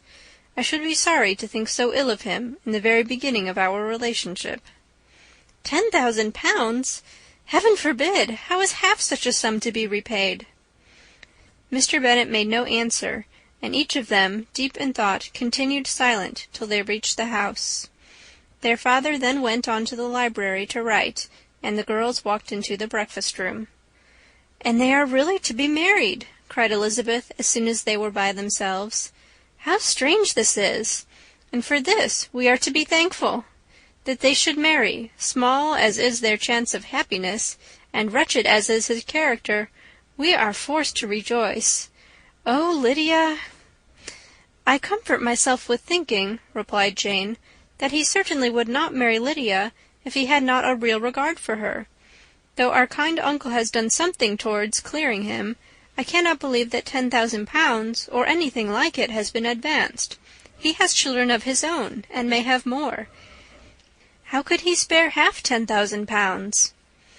"If we were ever able to learn what Wickham's debts have been," said Elizabeth, "and how much is settled on his side on our sister, we shall exactly know what Mr. Gardiner has done for them, because Wickham has not 6 pence of his own. The kindness of my uncle and aunt can never be requited. Their taking her home and affording her their personal protection and countenance is such a sacrifice to her advantage as years of gratitude cannot enough acknowledge. By this time she is actually with them. If such goodness does not make her miserable now, she will never deserve to be happy. What a meeting for her when she first sees my aunt!" "We must endeavour to forget all that has passed on either side," said Jane. "I hope and trust they will yet be happy. His consenting to marry her is a proof, I believe, that he has come to a right way of thinking.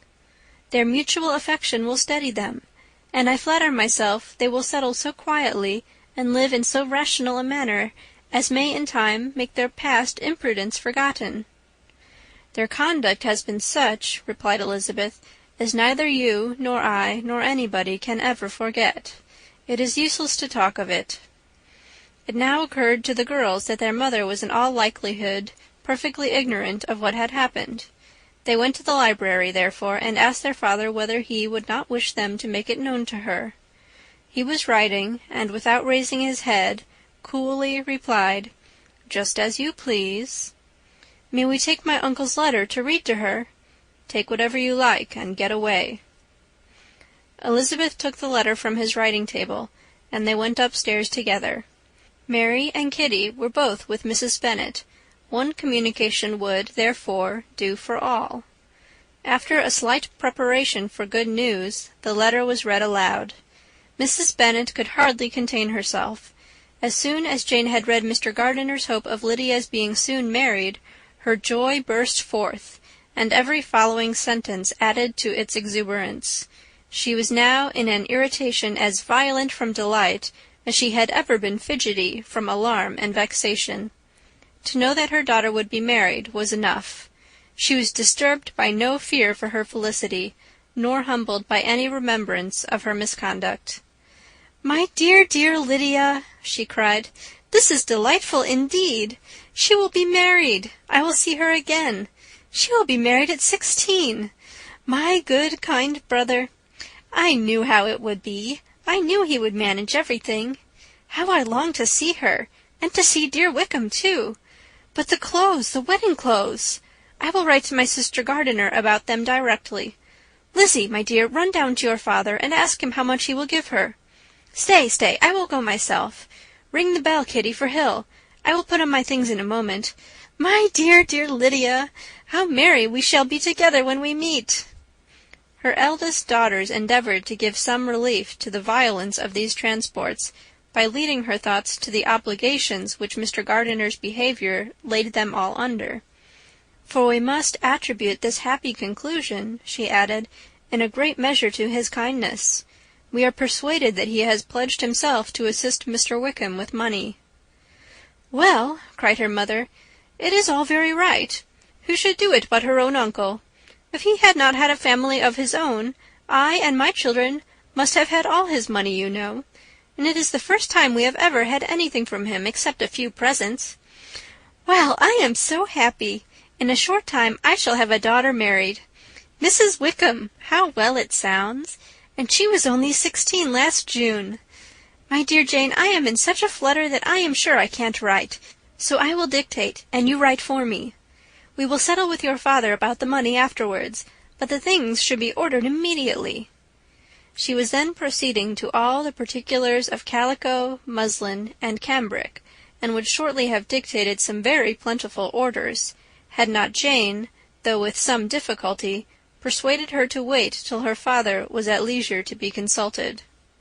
One day's delay, she observed, would be of small importance, and her mother was too happy to be quite so obstinate as usual. Other schemes, too, came into her head. "I will go to Meryton," said she, "as soon as I am dressed, and tell the good news to my sister Phillips, and as I come back I can call on Lady Lucas and Mrs. Long. Kitty, run down and order the carriage. An airing would do me a great deal of good, I am sure. Girls, can I do anything for you in Meryton? Oh, here comes Hill. My dear Hill, have you heard the good news? Miss Lydia is going to be married, and you shall all have a bowl of punch to make merry at her wedding." Mrs. Hill began instantly to express her joy. Elizabeth received her congratulations amongst the rest, and then, sick of this folly, took refuge in her own room, that she might think with freedom. Poor Lydia's situation must, at best, be bad enough, but that it was no worse, she had need to be thankful.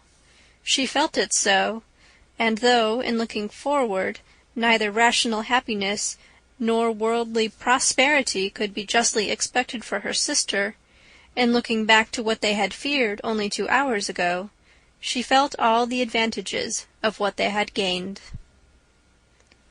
End of chapter 49. Chapter 50. Mr. Bennet had very often wished, before this period of his life, that, instead of spending his whole income, he had laid by an annual sum for the better provision of his children and of his wife, if she survived him. He now wished it more than ever. Had he done his duty in that respect, Lydia need not have been indebted to her uncle for whatever of honour or credit could now be purchased for her. The satisfaction of prevailing on one of the most worthless young men in Great Britain to be her husband might then have rested in its proper place. He was seriously concerned that a cause of so little advantage to anyone should be forwarded at the sole expense of his brother-in-law, and he was determined, if possible, to find out the extent of his assistance, and to discharge the obligation as soon as he could. When first Mr. Bennet had married, economy was held to be perfectly useless, for, of course, they were to have a son. The son was to join in cutting off the entail as soon as he should be of age, and the widow and younger children would by that means be provided for. 5 daughters successively entered the world, but yet the son was to come, and Mrs. Bennet, for many years after Lydia's birth, had been certain that he would. This event had at last been despaired of, but it was then too late to be saving.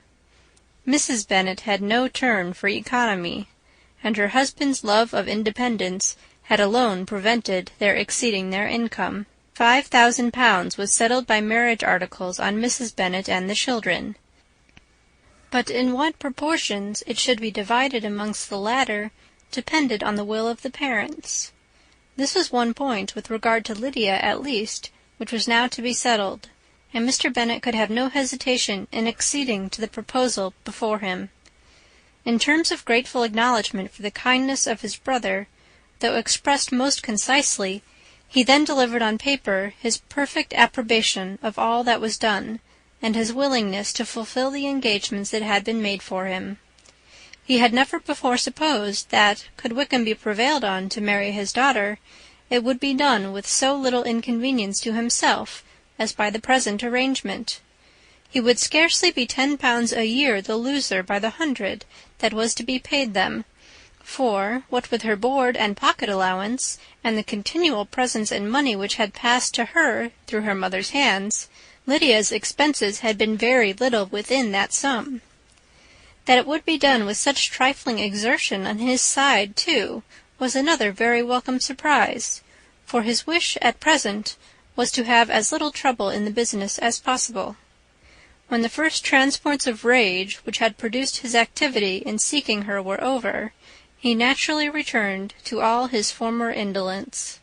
His letter was soon dispatched, for, though dilatory in undertaking business, he was quick in its execution.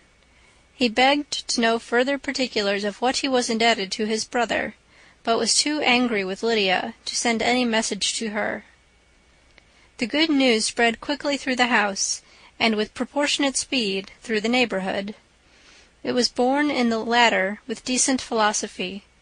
To be sure, it would have been more for the advantage of conversation had Miss Lydia Bennet come upon the town, or, as the happiest alternative, been secluded from the world in some distant farmhouse.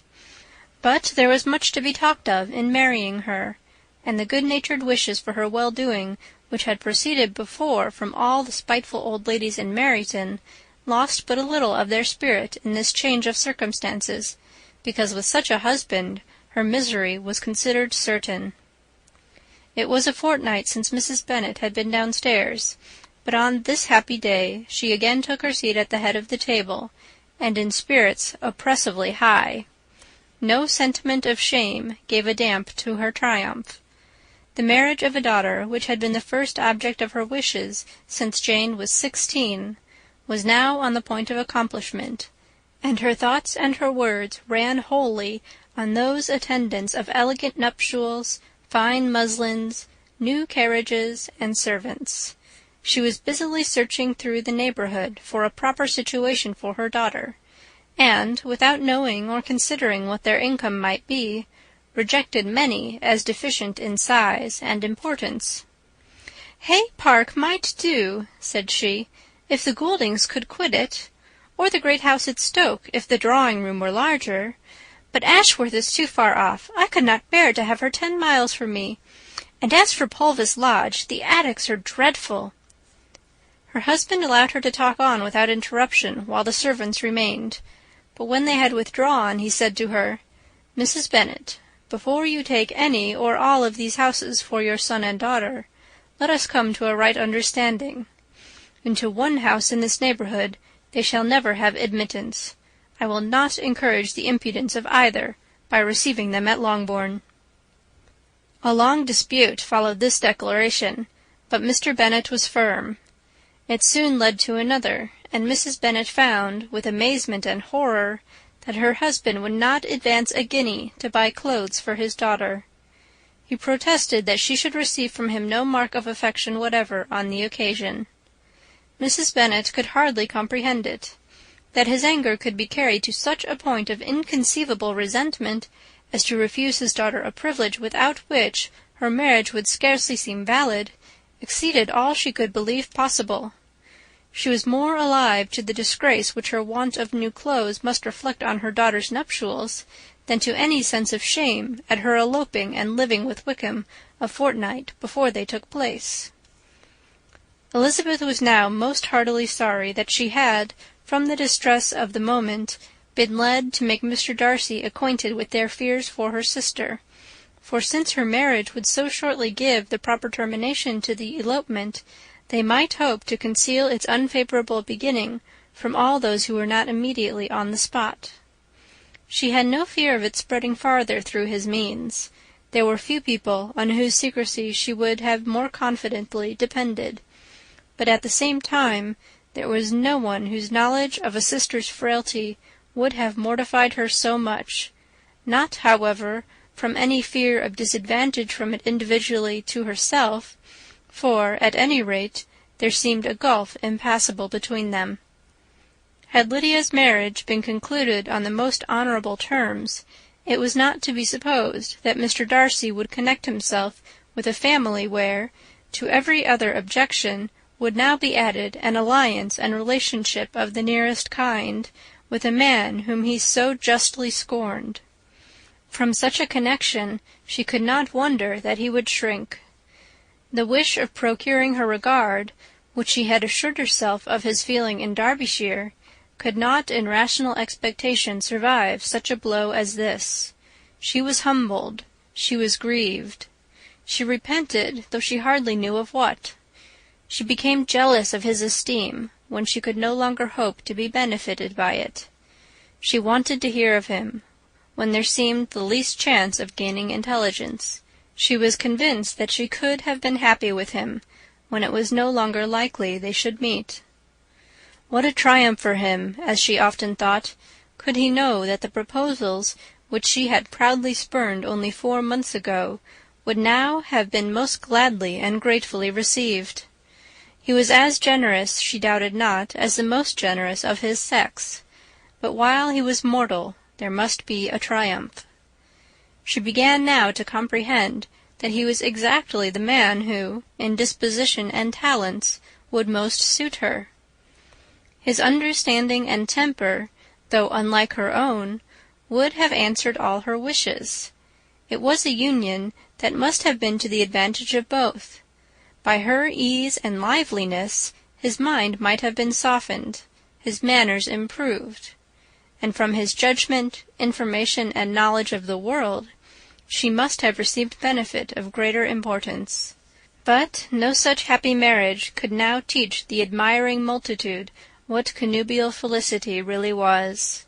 A union of a different tendency, and precluding the possibility of the other, was soon to be formed in their family. How Wickham and Lydia were to be supported in tolerable independence she could not imagine. But how little of permanent happiness could belong to a couple who were only brought together because their passions were stronger than their virtue, she could easily conjecture. Mr. Gardiner soon wrote again to his brother.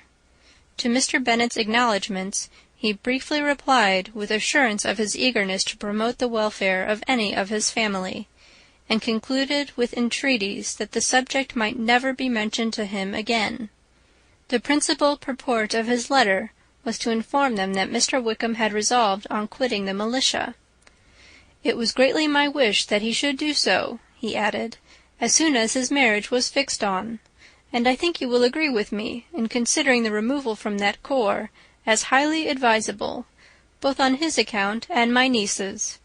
It is Mr. Wickham's intention to go into the regulars, and among his former friends there are still some who are able and willing to assist him in the army. He has the promise of an insigniancy in General 's regiment, now quartered in the north. It is an advantage to have it so far from this part of the kingdom. He promises fairly, and I hope among different people, where they may each have a character to preserve, they will both be more prudent. I have written to Colonel Forster to inform him of our present arrangements, and to request that he will satisfy the various creditors of Mr. Wickham in and near Brighton with assurances of speedy payment, for which I have pledged myself. And will you give yourself the trouble of carrying similar assurances to his creditors in Meryton, of whom I shall subjoin a list according to his information? He has given in all his debts. I hope at least he has not deceived us. Haggerston has our directions, and all will be completed in a week. They will then join his regiment, unless they are first invited to Longbourn, and I understand from Mrs. Gardiner that my niece is very desirous of seeing you all before she leaves the South. She is well, and begs to be dutifully remembered to you and your mother. Yours, etc., E. Gardiner. Mr. Bennet and his daughters saw all the advantages of Wickham's removal from the shire as clearly as Mr. Gardiner could do. But Mrs. Bennet was not so well pleased with it. Lydia's being settled in the north, just when she had expected most pleasure and pride in her company, for she had by no means given up her plan of their residing in Hertfordshire, was a severe disappointment. And besides, it was such a pity that Lydia should be taken from a regiment where she was acquainted with everybody, and had so many favourites. "She is so fond of Mrs. Forster," said she. "It will be quite shocking to send her away. And there are several of the young men, too, that she likes very much. The officers may not be so pleasant in General 's regiment." His daughter's request, for such it might be considered, of being admitted into her family again before she set off for the north, received at first an absolute negative. But Jane and Elizabeth, who agreed in wishing, for the sake of their sister's feelings and consequence, that she should be noticed on her marriage by her parents, urged him so earnestly, yet so rationally and so mildly, to receive her and her husband at Longbourn as soon as they were married, that he was prevailed on to think as they thought, and act as they wished; and their mother had the satisfaction of knowing that she would be able to show her married daughter in the neighbourhood before she was banished to the north. When Mr. Bennet wrote again to his brother, therefore, he sent his permission for them to come, and it was settled that as soon as the ceremony was over they should proceed to Longbourn. Elizabeth was surprised, however, that Wickham should consent to such a scheme, and had she consulted only her own inclination, any meeting with him would have been the last object of her wishes. Chapter 50. Chapter 51. Their sister's wedding day arrived, and Jane and Elizabeth felt for her probably more than she felt for herself. The carriage was sent to meet them at , and they were to return in it by dinner-time. Their arrival was dreaded by the elder Miss Bennets, and Jane more especially, who gave Lydia the feelings which would have attended herself, had she been the culprit, and was wretched in the thought of what her sister must endure. They came. The family were assembled in the breakfast-room to receive them. Smiles decked the face of Mrs. Bennet as the carriage drove up to the door. Her husband looked impenetrably grave; her daughters alarmed, anxious, uneasy. Lydia's voice was heard in the vestibule. The door was thrown open, and she ran into the room. Her mother stepped forwards, embraced her, and welcomed her with rapture, gave her hand with an affectionate smile to Wickham, who followed his lady, and wished them both joy with an alacrity which showed no doubt of their happiness. Their reception from Mr. Bennet, to whom they had turned, was not quite so cordial. His countenance rather gained in austerity, and he scarcely opened his lips. The easy assurance of the young couple, indeed, was enough to provoke him. Elizabeth was disgusted, and even Miss Bennet was shocked. Lydia was Lydia still, untamed, unabashed, wild, noisy, and fearless. She turned from sister to sister, demanding their congratulations, and when at length they all sat down, looked eagerly round the room, took notice of some little alteration in it, and observed with a laugh that it was a great while since she had been there. Wickham was not at all more distressed than herself, but his manners were always so pleasing, that had his character and his marriage been exactly what they ought, his smiles and his easy address, while he claimed their relationship, would have delighted them all.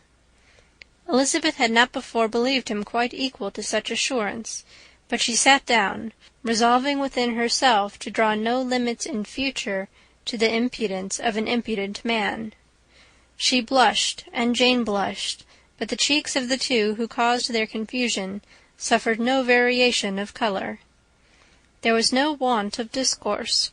The bride and her mother could neither of them talk fast enough, and Wickham, who happened to sit near Elizabeth, began inquiring after his acquaintance in that neighbourhood, with a good-humoured ease which she felt very unable to equal in her replies.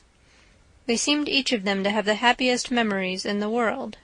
Nothing of the past was recollected with pain, and Lydia led voluntarily to subjects which her sisters would not have alluded to for the world. "Only think of its being 3 months," she cried, "since I went away! It seems but a fortnight, I declare, and yet there have been things enough happened in the time. Good gracious! When I went away, I am sure I had no more idea of being married till I came back again, though I thought it would be very good fun if I was." Her father lifted up his eyes. Jane was distressed. Elizabeth looked expressively at Lydia, but she, who never heard nor saw anything of which she chose to be insensible, gaily continued, "Oh, mamma, do the people hereabouts know I am married to-day? I was afraid they might not, and we overtook William Goulding in his curricle, so I was determined he should know it, and so I let down the side-glass next to him, and took off my glove, and let my hand just rest upon the window-frame, so that he might see the ring, and then I bowed and smiled like anything." Elizabeth could bear it no longer. She got up and ran out of the room, and returned no more, till she heard them passing through the hall to the dining-parlour. She then joined them soon enough to see Lydia, with anxious parade, walk up to her mother's right hand, and hear her say to her eldest sister, "Ah, Jane, I take your place now, and you must go lower, because I am a married woman." It was not to be supposed that time would give Lydia that embarrassment which from she had been so wholly free at first. Her ease and good spirits increased. She longed to see Mrs. Phillips, the Lucases, and all their other neighbours, and to hear herself called Mrs. Wickham by each of them, and in the meantime she went after dinner to show her ring, and boast of being married, to Mrs. Hill and the two housemaids. "Well, mamma," said she, when they were all returned to the breakfast-room, "and what do you think of my husband? Is not he a charming man? I am sure my sisters must all envy me. I only hope they may have half my good luck. They must all go to Brighton. That is the place to get husbands. What a pity it is, mamma, we did not all go." "Very true, and if I had my will, we should. But, my dear Lydia, I don't at all like your going such a way off. Must it be so?" "Oh, Lord, yes! There is nothing in that. I shall like it of all things. You and papa and my sisters must come down and see us. We shall be at Newcastle all the winter, and I dare say there will be some balls, and I will take care to get good partners for them all." "I should like it beyond anything," said her mother. "And then when you go away, you may leave one or two of my sisters behind you, and I dare say I shall get husbands for them before the winter is over." "I thank you for my share of the favour," said Elizabeth, "but I do not particularly like your way of getting husbands." Their visitors were not to remain above 10 days with them. Mr. Wickham had received his commission before he left London, and he was to join his regiment at the end of a fortnight. No one but Mrs. Bennet regretted that their stay would be so short, and she made the most of the time by visiting about with her daughter, and having very frequent parties at home. These parties were acceptable to all. To avoid a family circle was even more desirable to such as did think than such as did not. Wickham's affection for Lydia was just what Elizabeth had expected to find it, not equal to Lydia's for him. She had scarcely needed her present observation to be satisfied, from the reason of things, that their elopement had been brought on by the strength of her love rather than by his, and she would have wondered why, without violently caring for her, he chose to elope with her at all, had she not felt certain that his flight was rendered necessary by distress of circumstances, and if that were the case, he was not the young man to resist an opportunity of having a companion. Lydia was exceedingly fond of him. He was her dear Wickham on every occasion. No one was to be put in competition with him. He did everything best in the world, and she was sure he would kill more birds on the 1st of September than anybody else in the country. One morning, soon after their arrival, as she was sitting with her two elder sisters, she said to Elizabeth, "Lizzie, I never gave you an account of my wedding, I believe. You were not by when I told mamma and the others all about it. Are not you curious to hear how it was managed?" "No, really," replied Elizabeth. "I think there cannot be too little said of the subject." "La, you are so strange! But I must tell you how it went off. We were married, you know, at St. Clement's, because Wickham's lodgings were in that parish, and it was settled that we should all be there by 11 o'clock. My uncle and aunt and I were to go together, and the others were to meet us at the church. Well, Monday morning came, and I was in such a fuss. I was so afraid, you know, that something would happen to put it off, and then I should have gone quite distracted. And there was my aunt, all the time I was dressing, preaching and talking away just as if she was reading a sermon. However, I did not hear above 1 word in 10, for I was thinking, you may suppose, of my dear Wickham. I longed to know whether he would be married in his blue coat. Well, and so we breakfast at 10, as usual. I thought it would never be over, for by the by you are to understand that my uncle and aunt were horrid unpleasant all the time I was with them. If you'll believe me, I did not once put my foot out of doors, though I was there a fortnight. Not one party or scheme or anything. To be sure, London was rather thin, but, however, the little theatre was open. Well, and so just as the carriage came to the door, my uncle was called away upon business to that horrid man, Mr. Stone. And then, you know, when once they get together, there is no end of it. Well, I was so frightened I did not know what to do, for my uncle was to give me away, and if we were beyond the hour, we could not be married all day. But luckily he came back again in 10 minutes' time, and then we all set out.